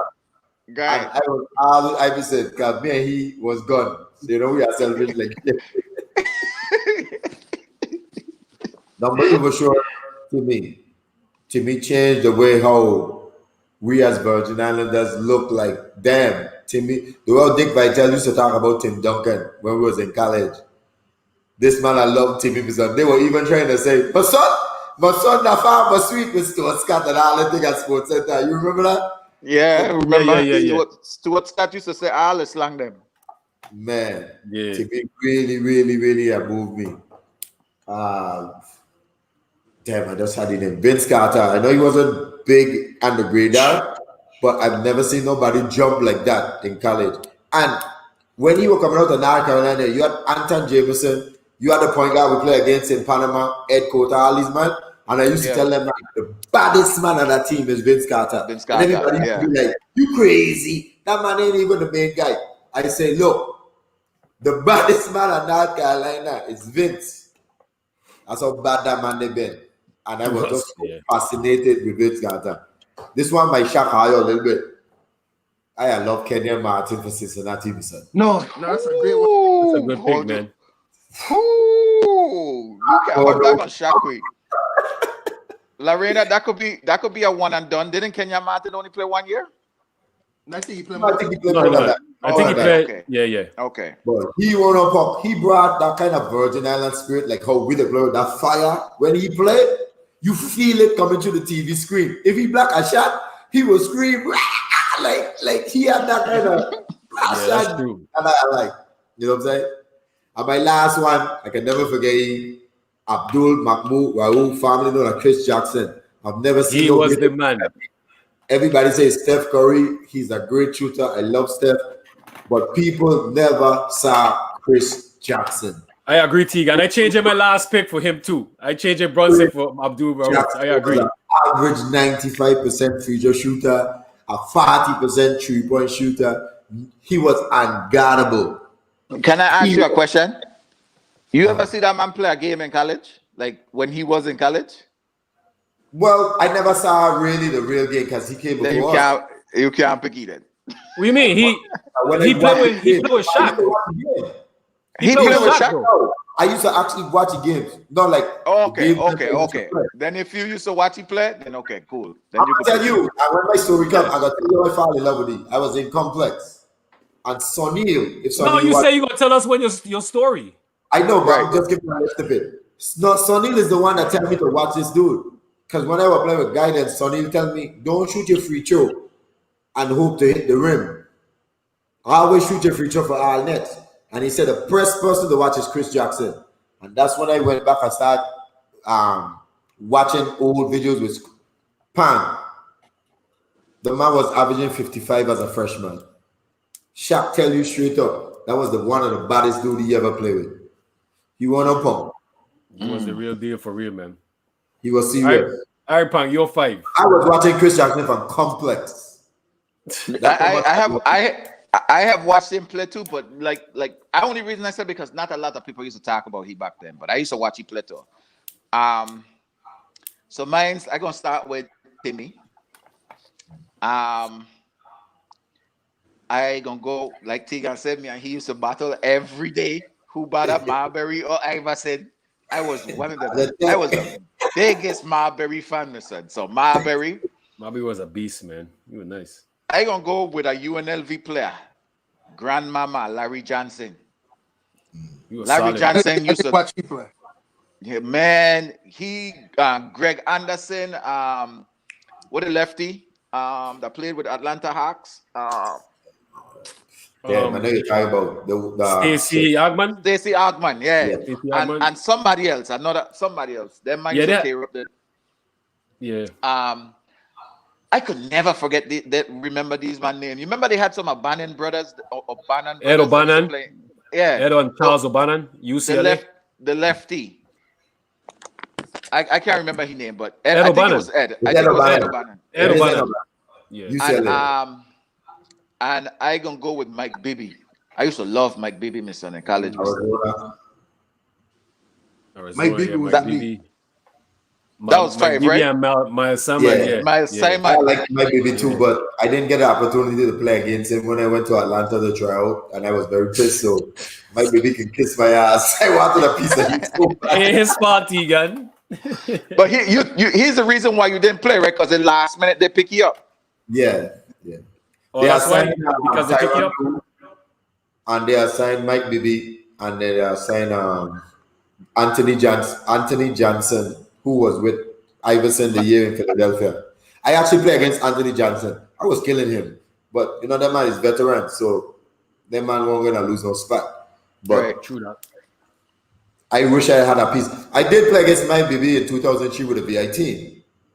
But obviously that man got a dream team, so you ain't really getting a true matchup.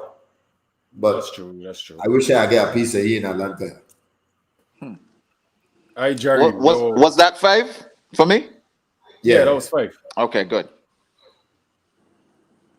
Hi, Jerry. Your top 5 VI. NBA or VI you want to VI. go? We're Go gonna leave. NBA. Go NBA first. VI Okay. last. Top 5 NBA players. Of course, Jordan, LeBron, Tim Duncan, Shaq. How much is that? 4? 4. Yeah. Yeah. And Kobe. Let me stop you real quick before you say that. Because you're a coach, you can give a coach's insight why you like those players. Could you name those players again and tell why you like them? So some of the younger players who watching now understand why they are your favorites. Jordan, just because he's a killer. He has no friends on the court. His determination to win, even with him being super selfish and aggressive, but he just feels like he can will his team to victory. And I think that his leadership is good for the right set of players that can accept his challenging ways of going at them. You know what I mean? So Yeah. that's an elite trait. You know what I mean? It's an elite trait. LeBron, because he plays the game the right way, and he's so elite and effective without even being a killer. You know what I mean? Like, for him to be as great as he is without being a killer like Jordan, he's definitely in my top 5 because he's still And he offensive. is 17. That's amazing. Shaq, I mean, to be that big, that strong, that fast, that athletic, that agile, move his feet, great hands, and that durable at his size for that long period of time, there was nothing ever created like him and will ever be. You ever met him?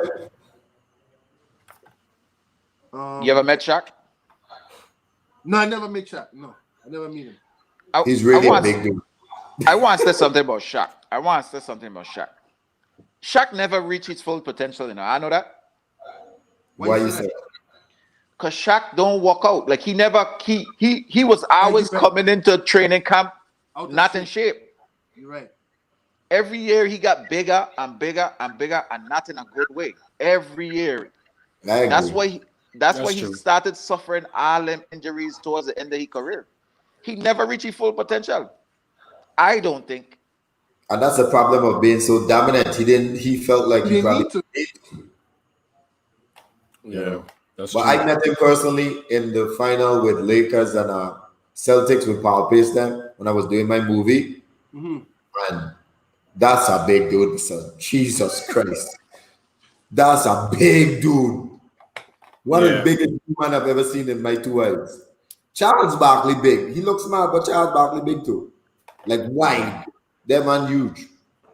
Yeah, Shaq is his mother went to Bethune-Cookman when she went back to get her. Oh wow! degree. Yeah, she went to Cookman. That's Shaq so mother. cool. Yeah. Okay, so you're stuck at 3. You still got 2 more. Duncan is just not needing to be a rah-rah guy and be so fundamentally sound and confident in his game that you could show every player that you don't have to be flashy and still be dominant by just playing the game the way it was started. You know, so he was elite. I mean, elite.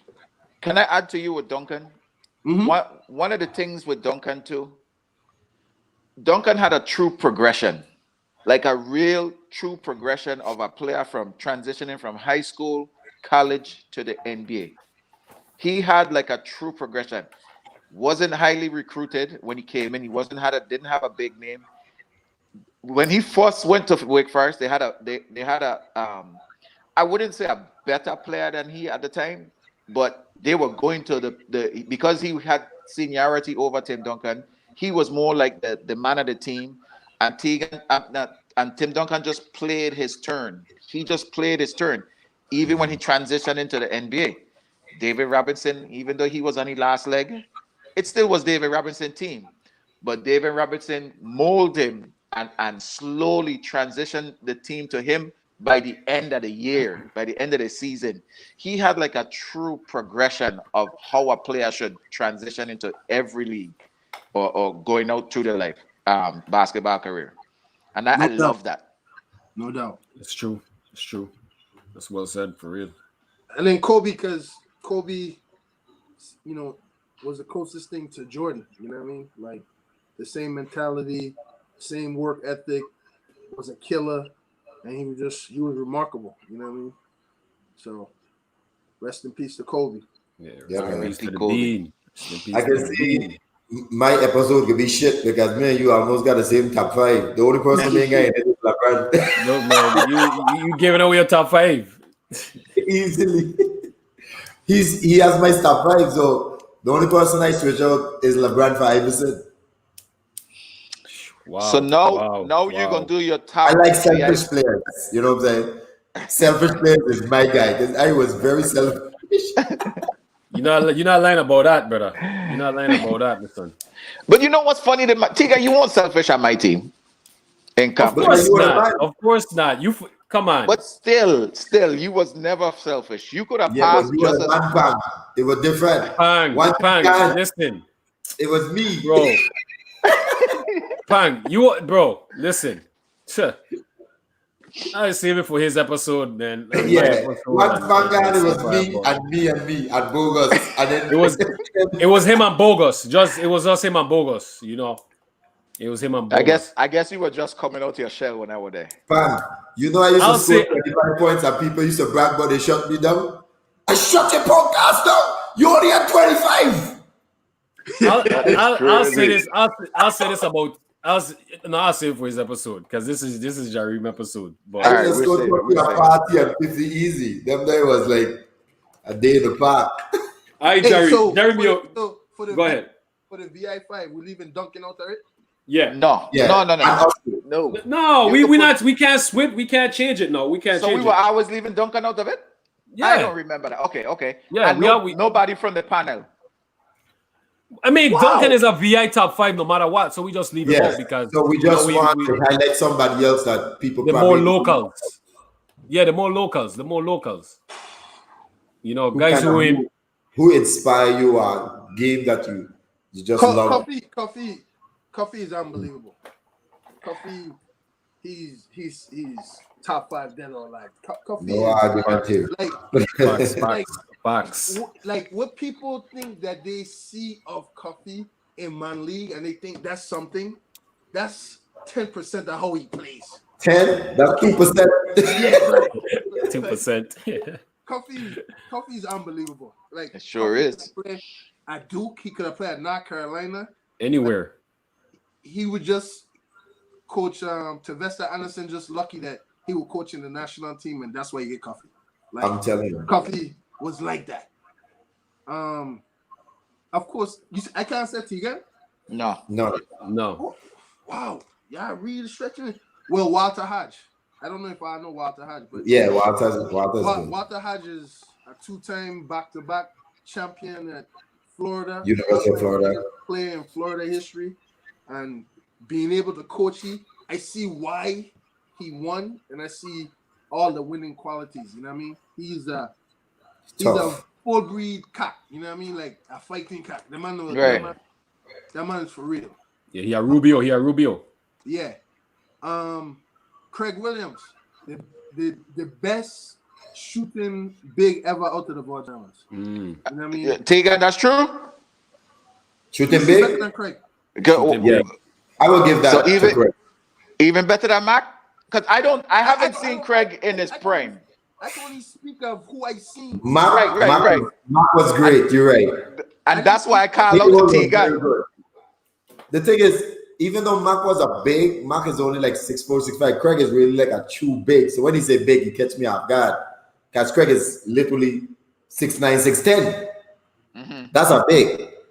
He would probably more, if he applied his correct position, would be like a guard, a wing guard, or 6'4", 6'5". But He did play big. Hayward was one of the best shooters too. Okay, because honestly, that's one of the my aside. I know Craig from time he's a little boy. And I said I never get to see play, man, like in his prime, like when I were going on trips and stuff like that. Because Craig, I hear he used to do some real good stuff. I never even see Craig play man league, never. So I miss all of that. And I felt if Craig had that kind of work ethic like Coffee, no knock to him, but if he had that work ethic like Coffee, Craig should have been in the NBA because he had size and he had the shot, and his game was tailor made for the new NBA because he could shoot. And he is super intelligent in terms of reading plays and passing. But his knees them never really cooperate in a way that he should. But he was one of the best shooters. I agree. That's true. Ooh-wee. They trying to they get you sweating, brother. I can't say guys like damn. I'm gonna have to put Kit too. Because I seen Kit play in college. Yeah. You know what I mean? I seen Kit in college. And he was dominant in college. I see Kit play in college and he was dominant. Who else? Do I have to have coached them or just seen them play? No, just seen them play. Your personal favorite. It could add in man like Zorro and whoever you ever saw. Like, I can't say Zorro, even though I know Zorro is a legend. Because you never saw him play like that. No, is your personal favorite five? Is your personal favorite five? Your personal favorite that you just love seeing?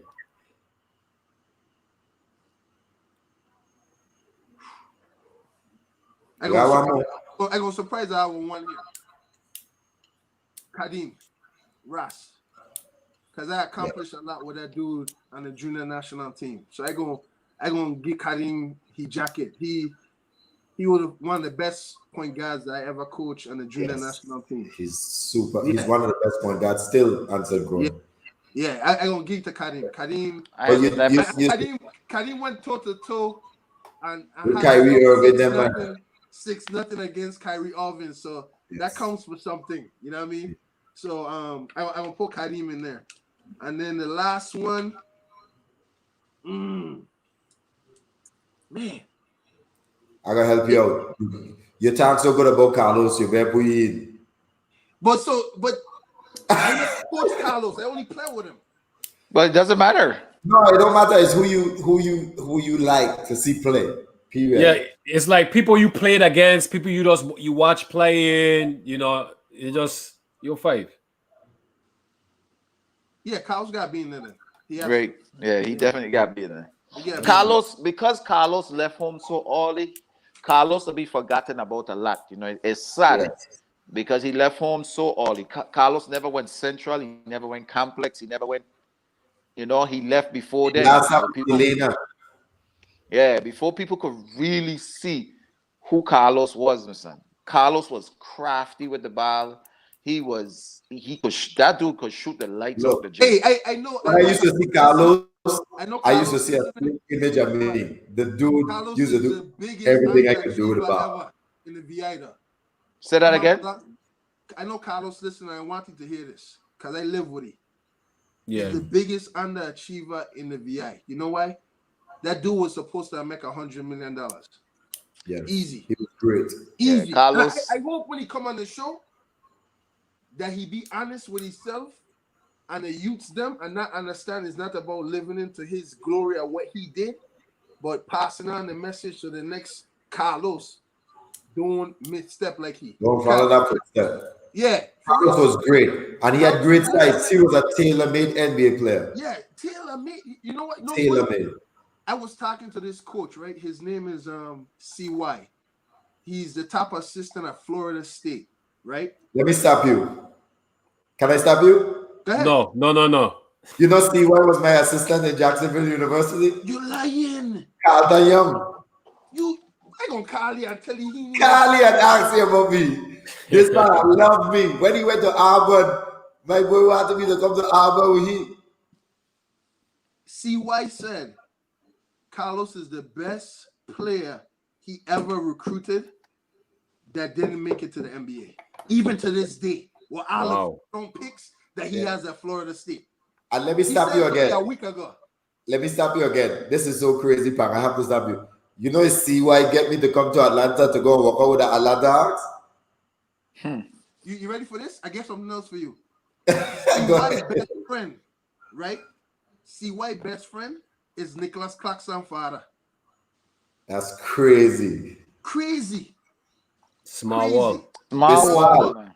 I used to have Damian Wilkins. Damian Wilkins at the time was working out with Atlanta Hawks. He used to pick me up with his S5 Mercedes-Benz, $100,000 car at the time. And he used to come and pick me up because I did not know right in Atlanta. And we used to go real? out. You know what's funny, Tegan, about Damian Wilkins? When I went to basketball camp, he was at that camp. Oh, God. I'm dead serious. I'm dead serious. Yeah, I'm dead serious.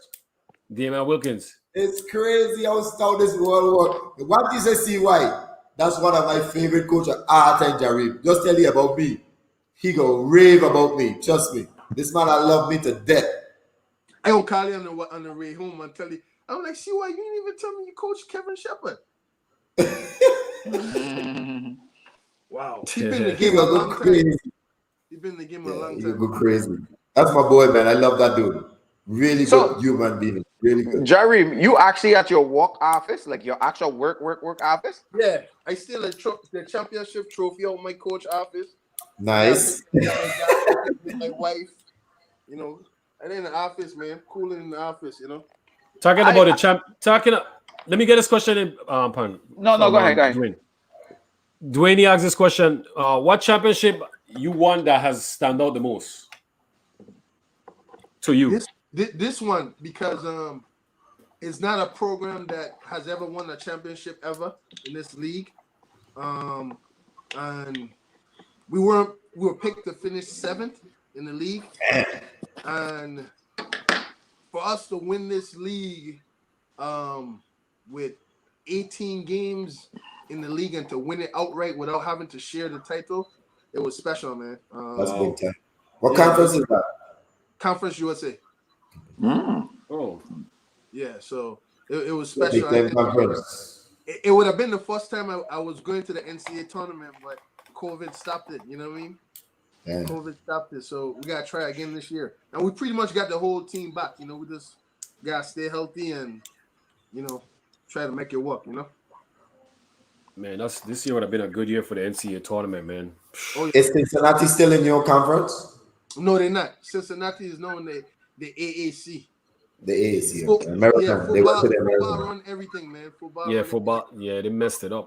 Yeah, football run everything. Everything, man. So wherever the money is, football gonna follow. Yeah.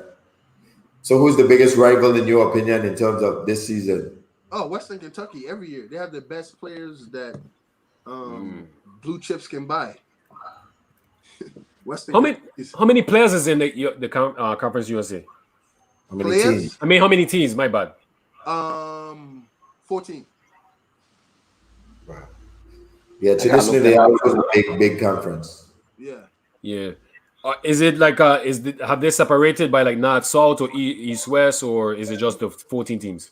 14 teams. You just some year you might play somebody twice, some years you won't. You know what I mean? So, good night, Mona. Good night, Mona. Good night. Man, Jareem, this was good, man, and it was. This is the first time I talk like really sit down and talk to you since our Pokino game in Jacksonville. That epic night we had by Pamisha House. Yeah. Hey, one thing about Pang, you know to have a good time, man. You know to have a good time, man. That's true. Man, you got to, man. Life's too short, man. You're right, man. You're right. I learning that. I kind of simmer down now, though. You know. Yeah. I don't know if you saw me grimacing a few times, like moving about. My knee is killing me. I might even leave you to go to the emergency room.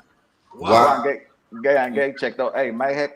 I got like a huge lump on my knee right now, my son. It's just killing me. You think you tear your ACL?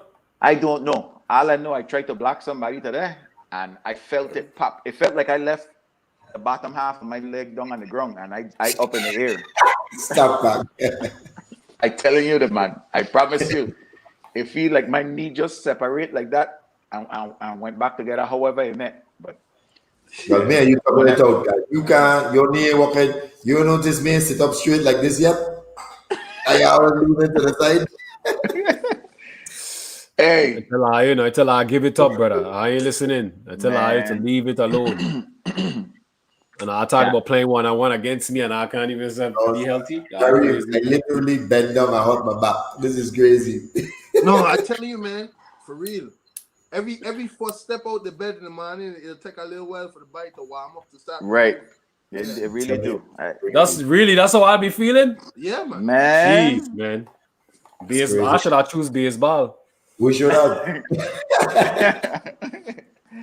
Man, I just sit down and walk. I just creep around the bed when I'm moving in the morning. It just Jeez. or if I come out, like if I drive anywhere, I could just drive to the store and come back.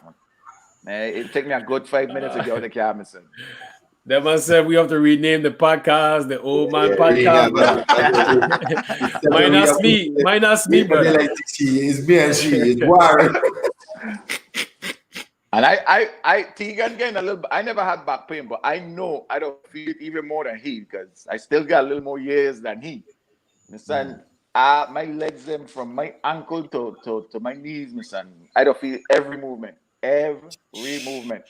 Jeez, man. I feel sorry for But Amazon. I always had bad knees though.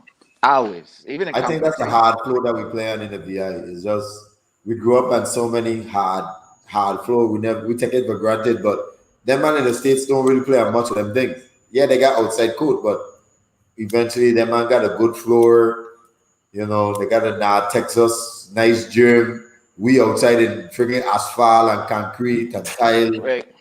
Hey, Jareem, anywhere we could get some not Texas gears? Yeah, any other year I would say yeah, but man, COVID gear we back up. We wearing stuff on last year right now. Oh man. We like I like to tell people we're like a Nike JV team. You know what I mean? We ain't the Dukes where everything will come, Right all away. shipment like 2 weeks behind. But we come to Orlando, I gonna have shirts for Iron. Yeah, send me one too. No. You gotta come up. I thought you said you flying gotta come up. up the gate. You gotta come up the gate. I still got it. Jareem ain't mailing nothing to anybody. You gotta come Orlando to gate. That's how we doing it. You say you're flying up. You ain't flying up for the live show? I ain't coming by no mouse, my son. I gotta be right there as a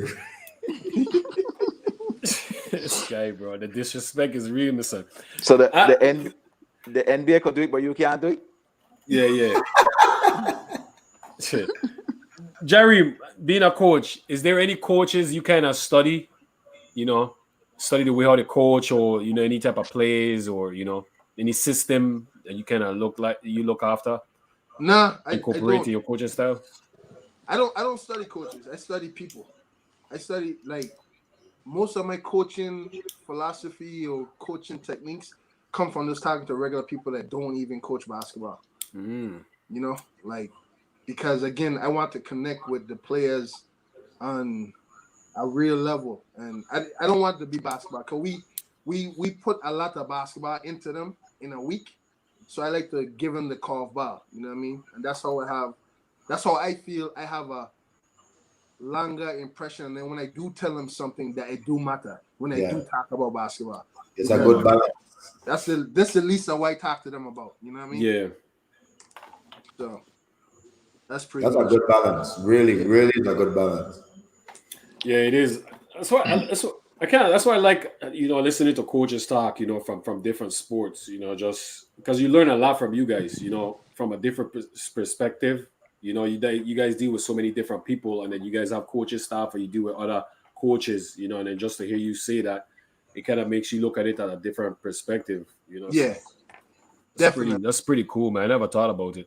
Yeah. I mean, I personally, being under the tutelage of Haywood is the same. Haywood is a coach where everybody look at him and think he's the big, mean coach out there with a loud voice. But one thing Haywood take time out. You eat today? How you feeling? How is home? He always try to find out things beyond basketball. And I actually picked that up on him. And it makes a difference as a coach. Because when you see a player acting out a character who ain't just doing, like we had a, for instance, example, we had a player named Kadim from West, and he was really like in the battlegrounds in terms of struggling, trying to find something to eat. And he was one of our best players. But some days he will come and practice and his energy will be way down. And I will be like, damn, he would me think this man eat today. Wow. And just by connecting with the players like that, you kind of understand that these men live lives too. And I really pick up that and what Jareem saying. I really like what you say because you hit me in terms of what Haywood used to do. Haywood was just not a coach with X and O's. He actually cared about you, the person. That's the beauty about Haywood. Yeah, It's that's good. true. You're right about that. That's something You we know, was just we were Jareem and myself. We was talking about before we are come on about coaches you know caring about the player learn about the player. So I mean, to really this day, I finished playing in Complex 98. And to this day, me and he would still have a relationship in terms of father son. And he still to give me advice. So it shows that it never end. It never end. You never know what I'm will saying? end either. Never will end. Lorena have this question, Jareem. What advice would you give to young Virgin Islanders trying to get into collegiate coaching? That's a good question. Um, It's a good question. yeah, very good. But Very it's good it's question. it's about who you know, and then you gotta understand whatever opportunity that you get to get in the college door, you gotta take it if you really want to be into college coaching. So it could be a video coordinator spot, it could be an ops spot, it could be a graduate assistant spot. You gotta take whatever door that's open for you to get in because once you get in, then it's easier to move around. And I know some dudes that are 40 years old that's a GA. And what's a GA is a graduate student that the school pays for your master's, and you might get a little stipend, maybe 1,000 or 800 a month, to help you survive. But you doing most of the groundwork. And I know 40-year-old coaches that are trying to get in because it's so hard to get in. That are taking steps like that to get in. And any opportunity you get a chance to coach, whether it's little kids, male or female, do it because the more you have on your resume makes it more appealing for a college coach to want to give you a chance. So don't take no coaching opportunities as, oh, this ain't good enough. It all matters, you know what I mean? That's facts.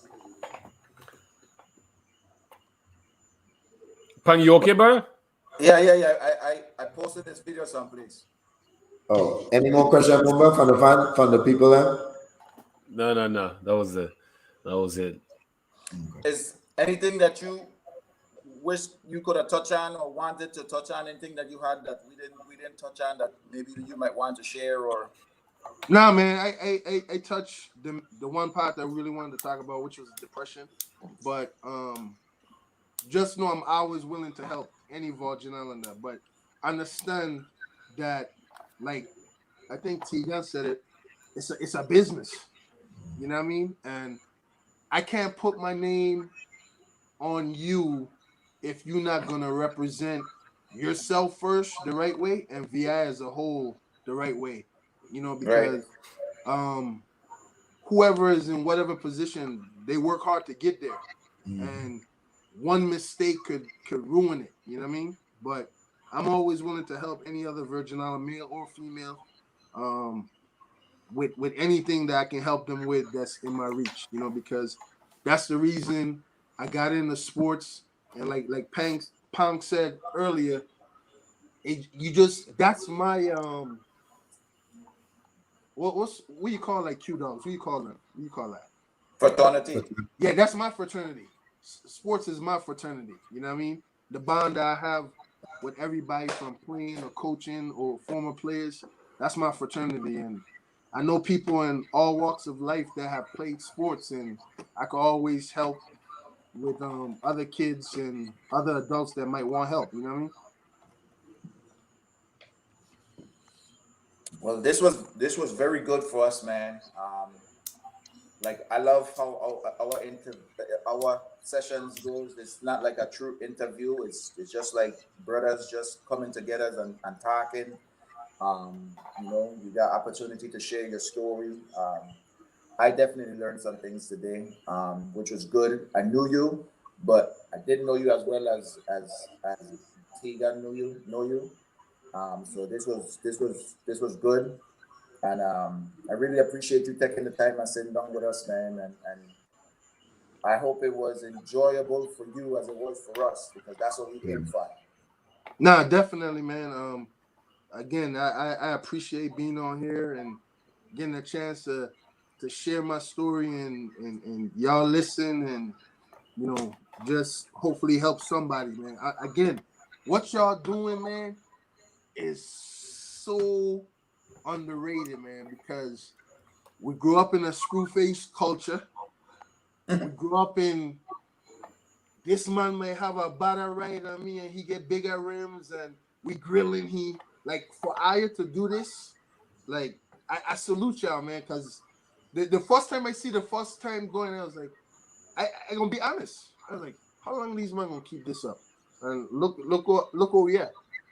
Episode 39. So that's a credit to Ayo, and I changing the culture, and I don't even know it.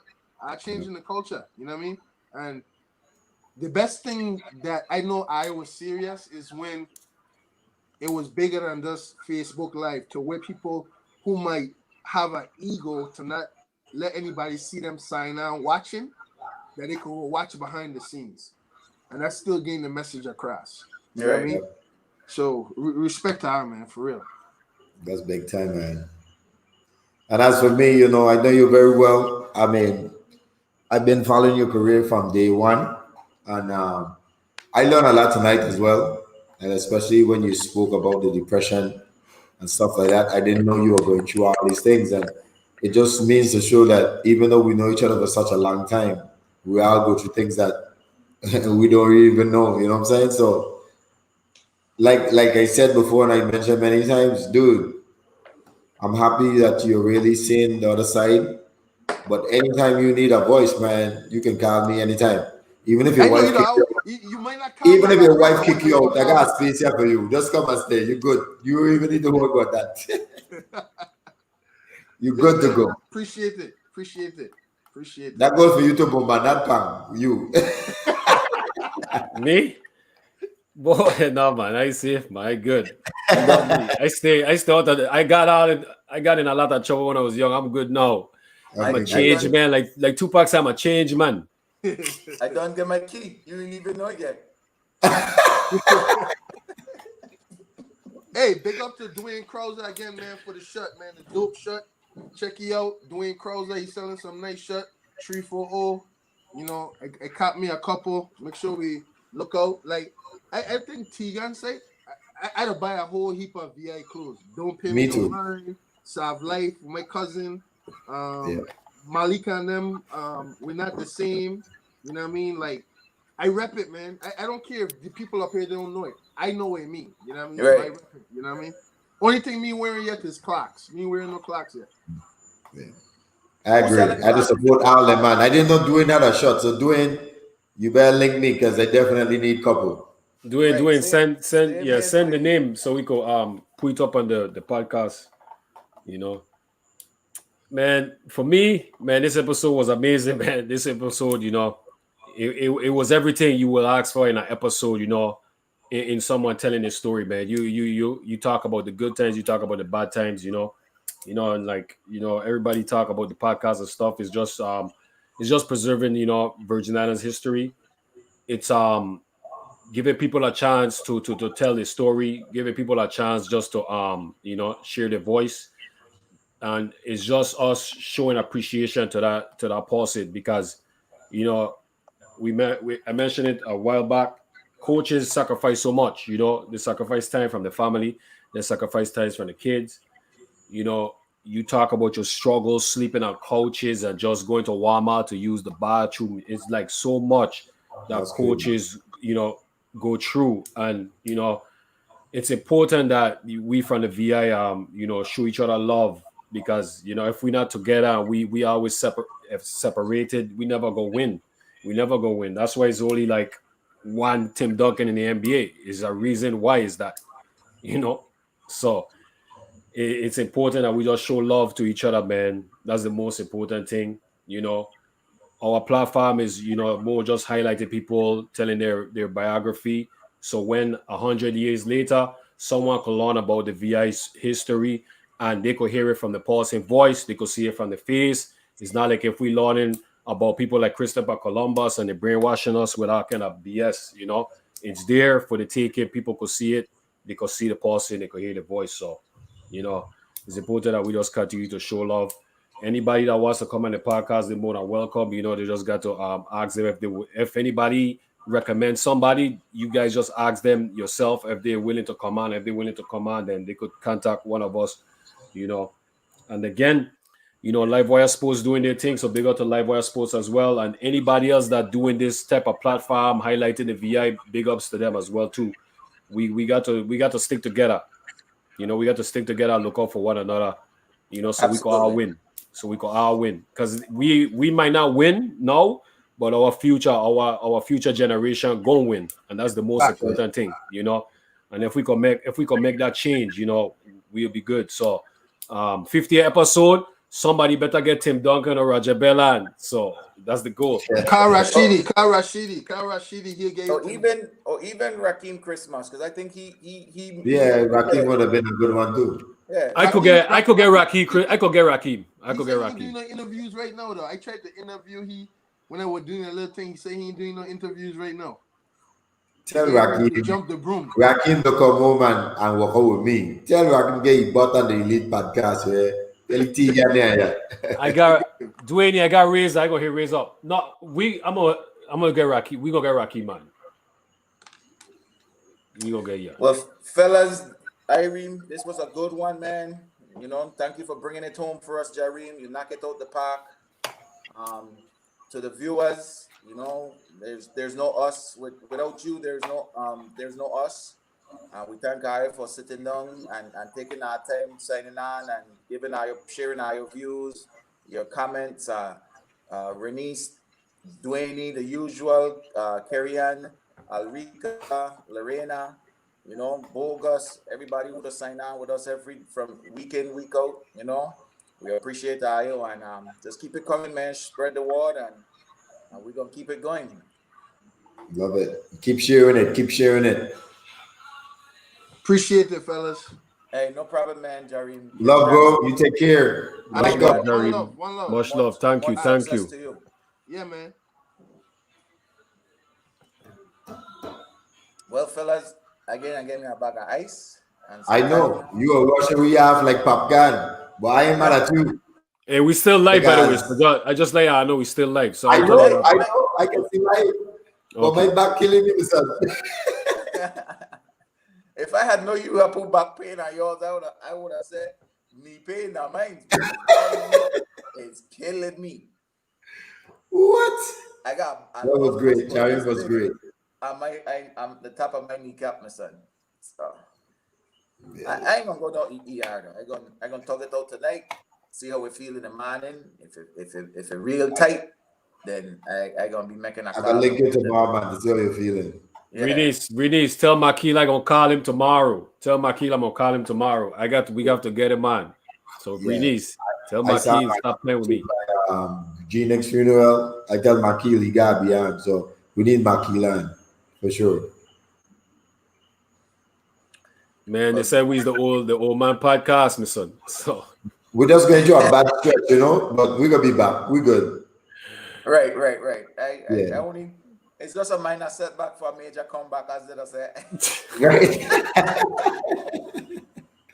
Oh man, I hope so, Pang. I hope so, Tegan. I hope so.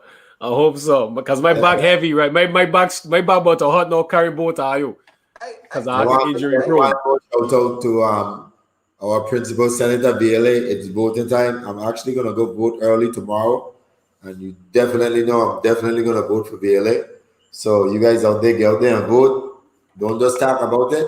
Go out there and make your vote, your voice be heard. And I'm going to do my voting tomorrow. Oh yeah, I saw. I will real quick, Pan. I go be on I'm gonna be on Live Wire coming up Tuesday, 7 p.m. You guys That's tuned what's in. up, Mumba. Yeah. So, big up to Live Wire Sports as well. Again, they're doing a lot for the youths them. So guys, make sure you guys support the youths. That's what's up. We're gonna definitely be logging in. I like their show too. They got some good interviews though. Yeah, I had to watch out all the time. The rain of them, they do a great job. Shock them. They are very, very good. So amazing job, man. Amazing job. I like one where Mumba got a mic from. I want Mike. Mumba to get his mic brandish and his mic to be nice, man. You want to see my mic? My mic look like a globe. What in the wall is that? That's a camera or that's a mic? It's called a blue. That I gave my mom. I need a mic like you, man, Mumba. Whenever I play baseball, this is what happened. You know what I'm saying? Smart people play baseball. You take time and you read and your voice thing that you can't spit in it, and I gotta think. Listen, I get my whole setup. I don't know if you could. No, that's your selfie light. This is my little self, the light, all that kind of stuff. You guys have light? Yeah. See, Pang know what you talking about. See what I'm saying?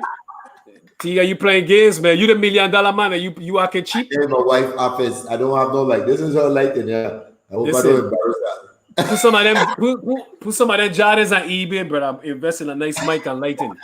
Stop playing games. That's from where the hell you get out there from? That mic from? You mean where you get from? Mumba? Yeah, Amazon.com. Type in podcast mics and stuff. I don't want your Star Wars mic, T-Guy. Star Wars mic. They want this the globe. Bullet. No, this is what I gotta do. I have to try and get a song. I'm trying to get a soundboard. So when we do all kind of stuff happen, I go hit the sound and the bullet and all kind of different stuff. So that's the next. That'll be cool. You really up in the game, Mumba. Watch out, T-Guy. When K-Lex were on, K-Lex was sharing his screen with us and then so it was the three of us on the side and wherever he was watching on his computer. Wow. I said, man, you got to show Mumba how to do that, man. So that's screen share. We have that. I didn't know. Look at the bottom. You got screen share. I don't have facts, Karen. Facts. You ain't see the screen share, Mumba? And your computer? Yeah. You want me to press it now to see what happened? Well, if you don't know you're doing, don't press it. But guys, if you got naked pictures on your screen, everybody can see. When you share your screen. Listen, man. Not my style, brother. I'm on a different level, man. That's why I'm on a different level. Nobody know anything about me, and that's how it's gonna always be. Listen, I just don't want to see another Nicky Brooks video. That's all I tell you. So I don't care what nobody say. I didn't watch Pornhub. Yeah, that Pornhub that got some wicked videos. Hey, that's bad for the mind, man. That's bad for the mind. It's bad for the body, Pang. You know what I'm saying? You got practice. You got practice. It makes you need to study. Nah, man. You make you look at people. Make you look at the females different. You got to. It's all about meditation. Yoga, meditation. Some Bob Marley music and all that stuff. Why notice me got no comment, Pam. So make a time. Well, I was gonna say, why would do Mumba to help you out? That I ain't gonna mention that I watch Pornhub anymore. Yeah. Viewers, they about to get us canceled. Viewers, all the kids them under 18, close your ears, okay? Because Pang and Tigan, they at another level. I tried my best to keep them under control, but they just. We have a collection in JU. You know what to see that type of. Listen, man. Stay away from the poison, man. Stay away from the poison. Bob Marley. We're gonna keep that to ourselves. We done. Yeah, man. Please. Hey, man, you guys need to stay healthy, man. For real. Honestly, you guys need to stay healthy, man. Tiga, when you gonna? Oh, you can't do it right now, but see, my plan was to start working out tomorrow, but I can't even run now, Mr. So it's tough. I haven't worked out in a week since my back, so. It's kind of really hard right now, son. I gotta get stronger first. Listen, I worry about walking out. I need to worry about just being healthy. I'm being able to wake up in the morning and not be in pain. You see what I was drinking when we were on? Too late, Pang. All that Corona you drink last episode, that's too late. I only drink too late. Corona. Tia drinking some cruise and rum then in the cup. It's Parrot Bay. See how you that's the problem. You can't be injured and drinking consuming alcohol. You This just is hurt your water. body. Coconut water. Oh, coconut water. I thought you were talking about the Parrot Bay, the rum. No. I'm not drinking Parrot Bay. I gotta ease up. I gotta get healthy first. Yeah, I do have to get healthy. I do have to get healthy, Mumba. Please, man. I'll get healthy. Health is important.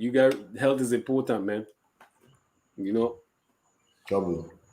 So tell me about man, because I want to do a couple stretch and I can make back brother. We got Carlos Hawkins coming up Wednesday, 7 p.m. and then we got Tegan coming up Sunday. Sunday. What time Sunday you want to do it? 5 o'clock is still good. I'm just making sure, man. It's your show. You gotta be late to your own show, so I'm just making sure, brother. I mean, okay. I don't know what our show will be because we have mentioned so much. I think my greatest show will be taking guys into that illusion of the professionalism. I will still talk about the early days, don't get me wrong, but a lot of people talk about the early days so far with all the shows we have, but then a lot of people really talk about that professional realm. And even when Coffee came on, Coffee didn't mention too much about the professional level. So I have played in almost every country. I can talk about every country I've been in, literally. So I think that's one of the ways that I can really enhance the audience in terms of what it's like, in terms of playing and being a professional, what it takes. I know I will have questions as I give the story, but the early days, ain't much to learn. I didn't do shit about basketball until about 9th grade. I was a damn soccer player. Who do you want to be as the guest host? Like, we're gonna need a third personality. I guess. Damn. Haywood, I guess. If he would want to come on. You gotta ask him. Yeah, if he would want to come on, I think he would be a very good one. All right. Yeah. It would be a very good one. Yeah, that'd be funny. I don't want my sister, and they are banned from asking questions in my episode. They are taking over this damn podcast too much. Carrie Ann and Alrika, shut up. we actually, Mumbai, that should be the guest host them. No, we don't want them there.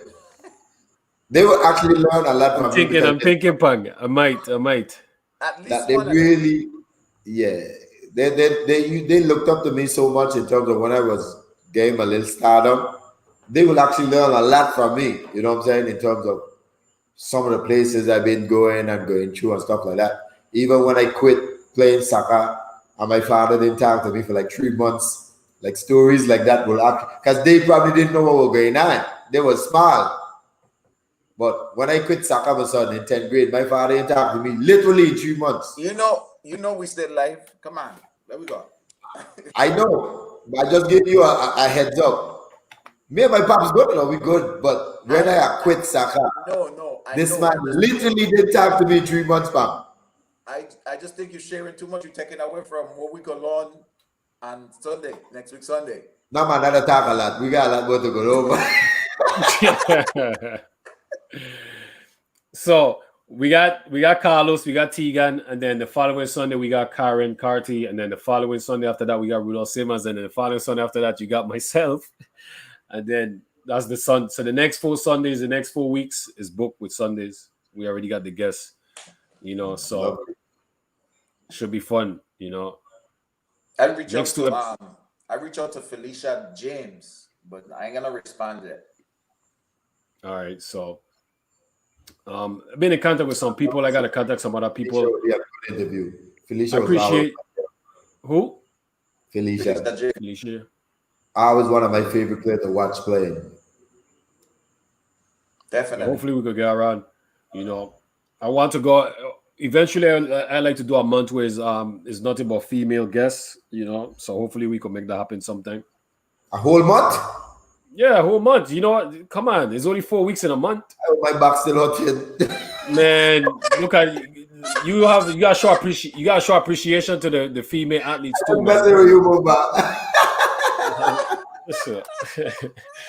Listen, I ain't biting your bait, you know. I ain't biting that bait you just toss out. You see like how I toss it to the side? Good try, Tegan. But anyway. We're gonna get some protesters soon, listen.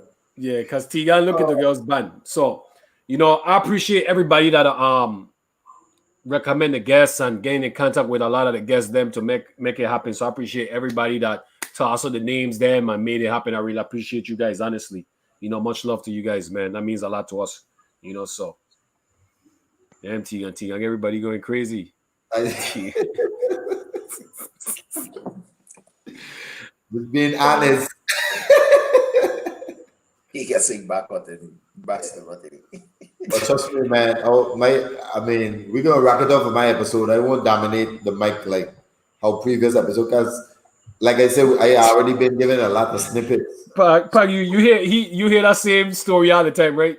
Look, let me tell you, I got some stories for Pang, even Pang don't even know. And these are the stories I want to tell the people them. So if I want, please tune in. Because I can give you a snippet. When my first ever job when I went to Poland, and I was with a partner named he went to UConn. He was the center of UConn. Khalid Elamin. That Elamin, he was the center. Oh, the center? I can remember it by the time I end up. But he was good. He was really good. But son, this man backs up a dude in Poland, you hear? And this is my first ever job, ever out of college. We went into the bathroom, son. And then Polish man, about 18 of them, locked the damn locker room, son. I see this man pour a towel around the head. And I said, come in one by one. Chef, don't run. Chef, don't run. And they're like, man, I must have a job, I'm gonna get killed. He said, Chef, don't run. Yeah. Yeah, crazy. Edmund Sanders. You can Google me. Edmund Sanders. This dude was an NBA player. Yeah, I know you're talking about. Yeah. Great. But this dude wanted to fight every day. What he last name is? Edmund Sanders. Sanders, yeah. 6'9", 6'10". He went to UConn. I played with him in Poland. And he literally backs up the center for the Poland team that we went and play with. Next thing, I locked the locker room with my son after practice. My son, man was jumping on the door. Boom, boom, boom. We go kill the Americans. We go kill the Americans. My boy take a towel and pour around the head and do his hand with some wrap. And he was like, come in here. Chef, don't run. I like, run. So what you do? Did you run? I didn't run. I just went there like I obeyed that in fucking Poland. Yeah, I remember stories, right? You will laugh when I tell you. It's crazy. Well, I want to hear all of them, brother. Trust me. Owner had to come and stop that there. These man literally wanted to kill me. Literally. It was crazy. Man, getting in fights in those other countries ain't no joke, man. What? Man, and these dudes were no little dudes anymore, but I was actually the smallest on the team. These dudes was 7 feet, 6'10", 6'8", buff. I did they're like this fucking man crazy, man. He ain't know we there in Poland. Man, gangsta Tegan, brother, gangsta. I got not me. That wasn't me that time. Man said Shep, don't run. Yeah, don't run. He was gonna come after you if you run. He was coming after you. He will come after you if you didn't run. Did they We fight? did like a woman. Why running? Did they fight? No, they didn't fight. What happened is the owner came down. Somebody called the owner, and he came and he stopped everything. And that man kind of take it out. But Ed are crazy. That was one of the craziest dude. Every day he used to beat up a dude on the pole. You know, when you go overseas, and this is what I talk about, people see it like you're going overseas to make 100,000, and they think like, okay, that's it. But you don't understand. When you go overseas, whatever position you're going for, you taking somebody else's position, and them man ain't happy for that thing. And they go try you. And many people try me, but I would like to talk about some of the things. But the center for the team, try he. and this man destroyed this man's face, my son, with punch. Good old magnet student and a student, brother. Man together. So we noticed after the practice finished, we went in the locker room. None of them Polish man come in to bathe, my son. I say some shit up, my son. And there's only 2 Americans, it's me and he. Next thing that man closed the door, locked the door, and start punking in the locker room. Kill the Americans, kill the Americans. I frightened like shit. I know you were frightened. I know you were frightened. This man, girl, Tyson around his hand like a boxer. Like, me, you know, he had like one of them plastic wrap, the runners wrap, you know, wrap around your knees. Yeah. That shit around your knuckles. Tie another shit around your knuckles and pour a towel over your head. And he was like, come in! Chef, don't run! Come in here! Bruce Lee, brother. Bruce Lee. He turned into Bruce Lee.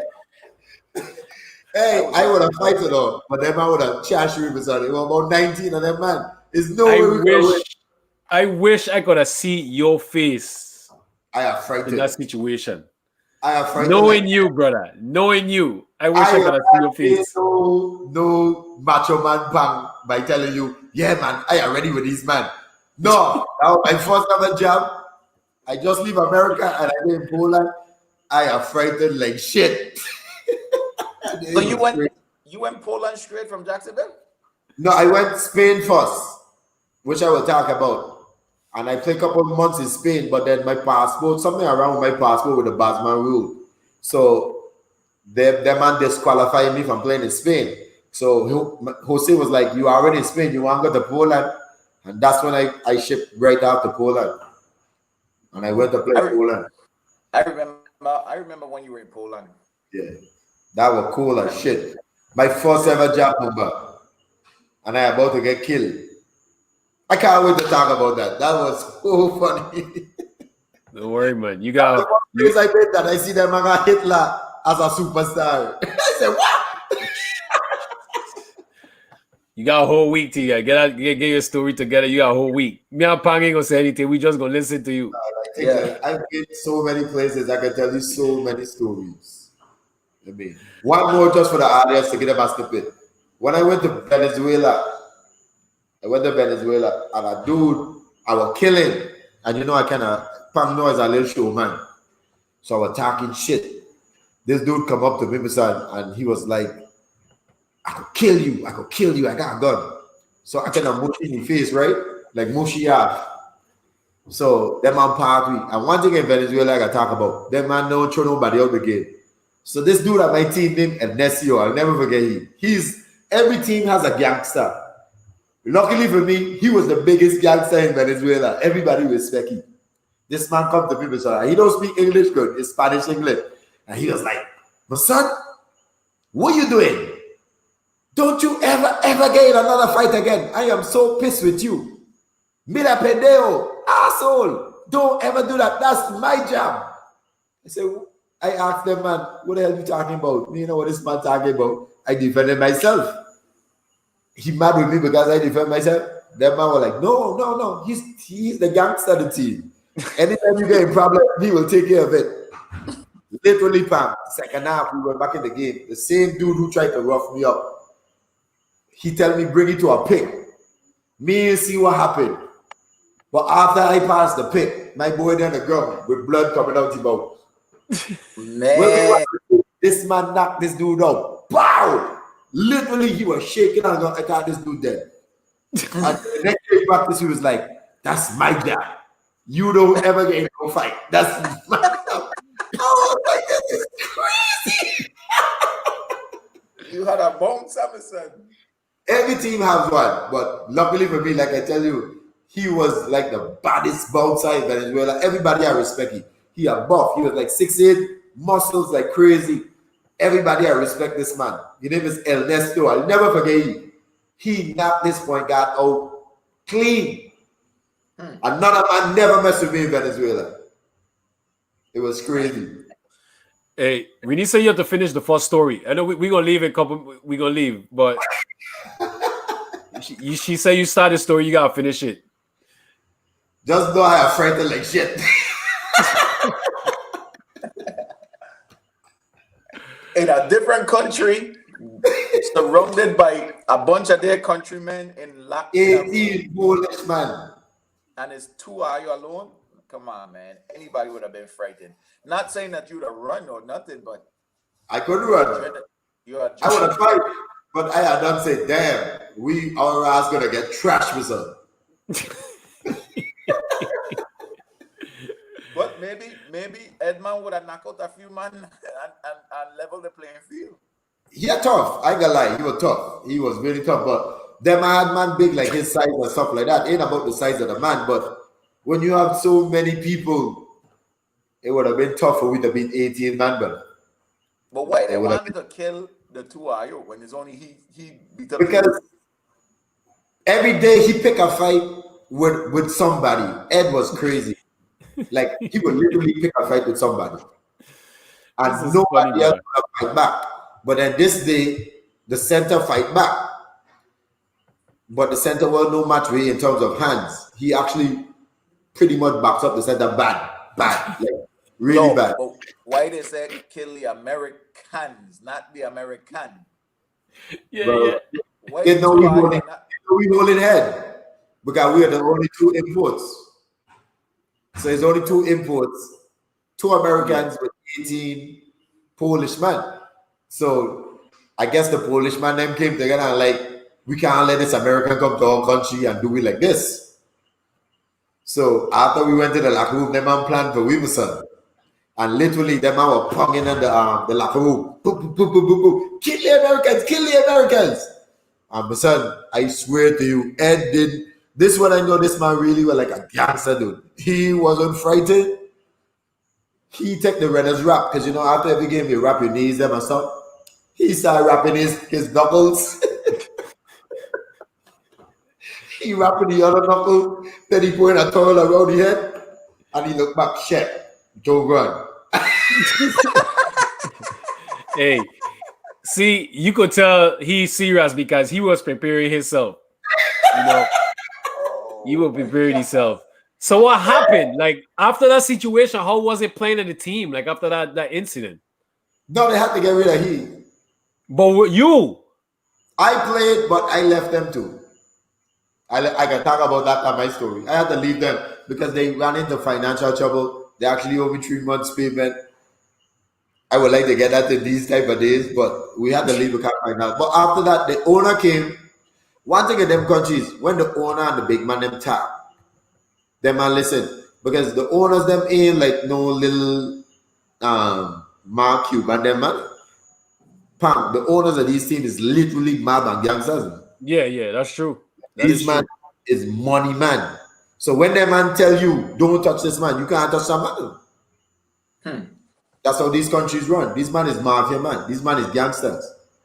So once that man said he don't want to, ain't no problem again, that was it. You still talk to Ed?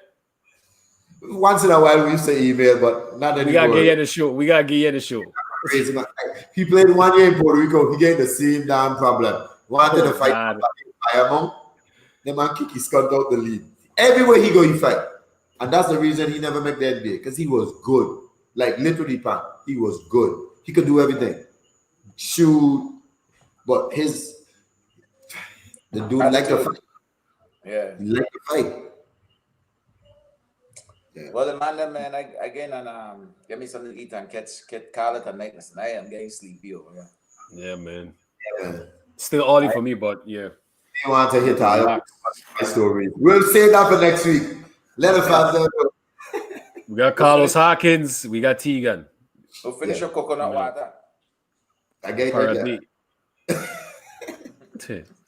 All right, everybody, man. I'll be easy.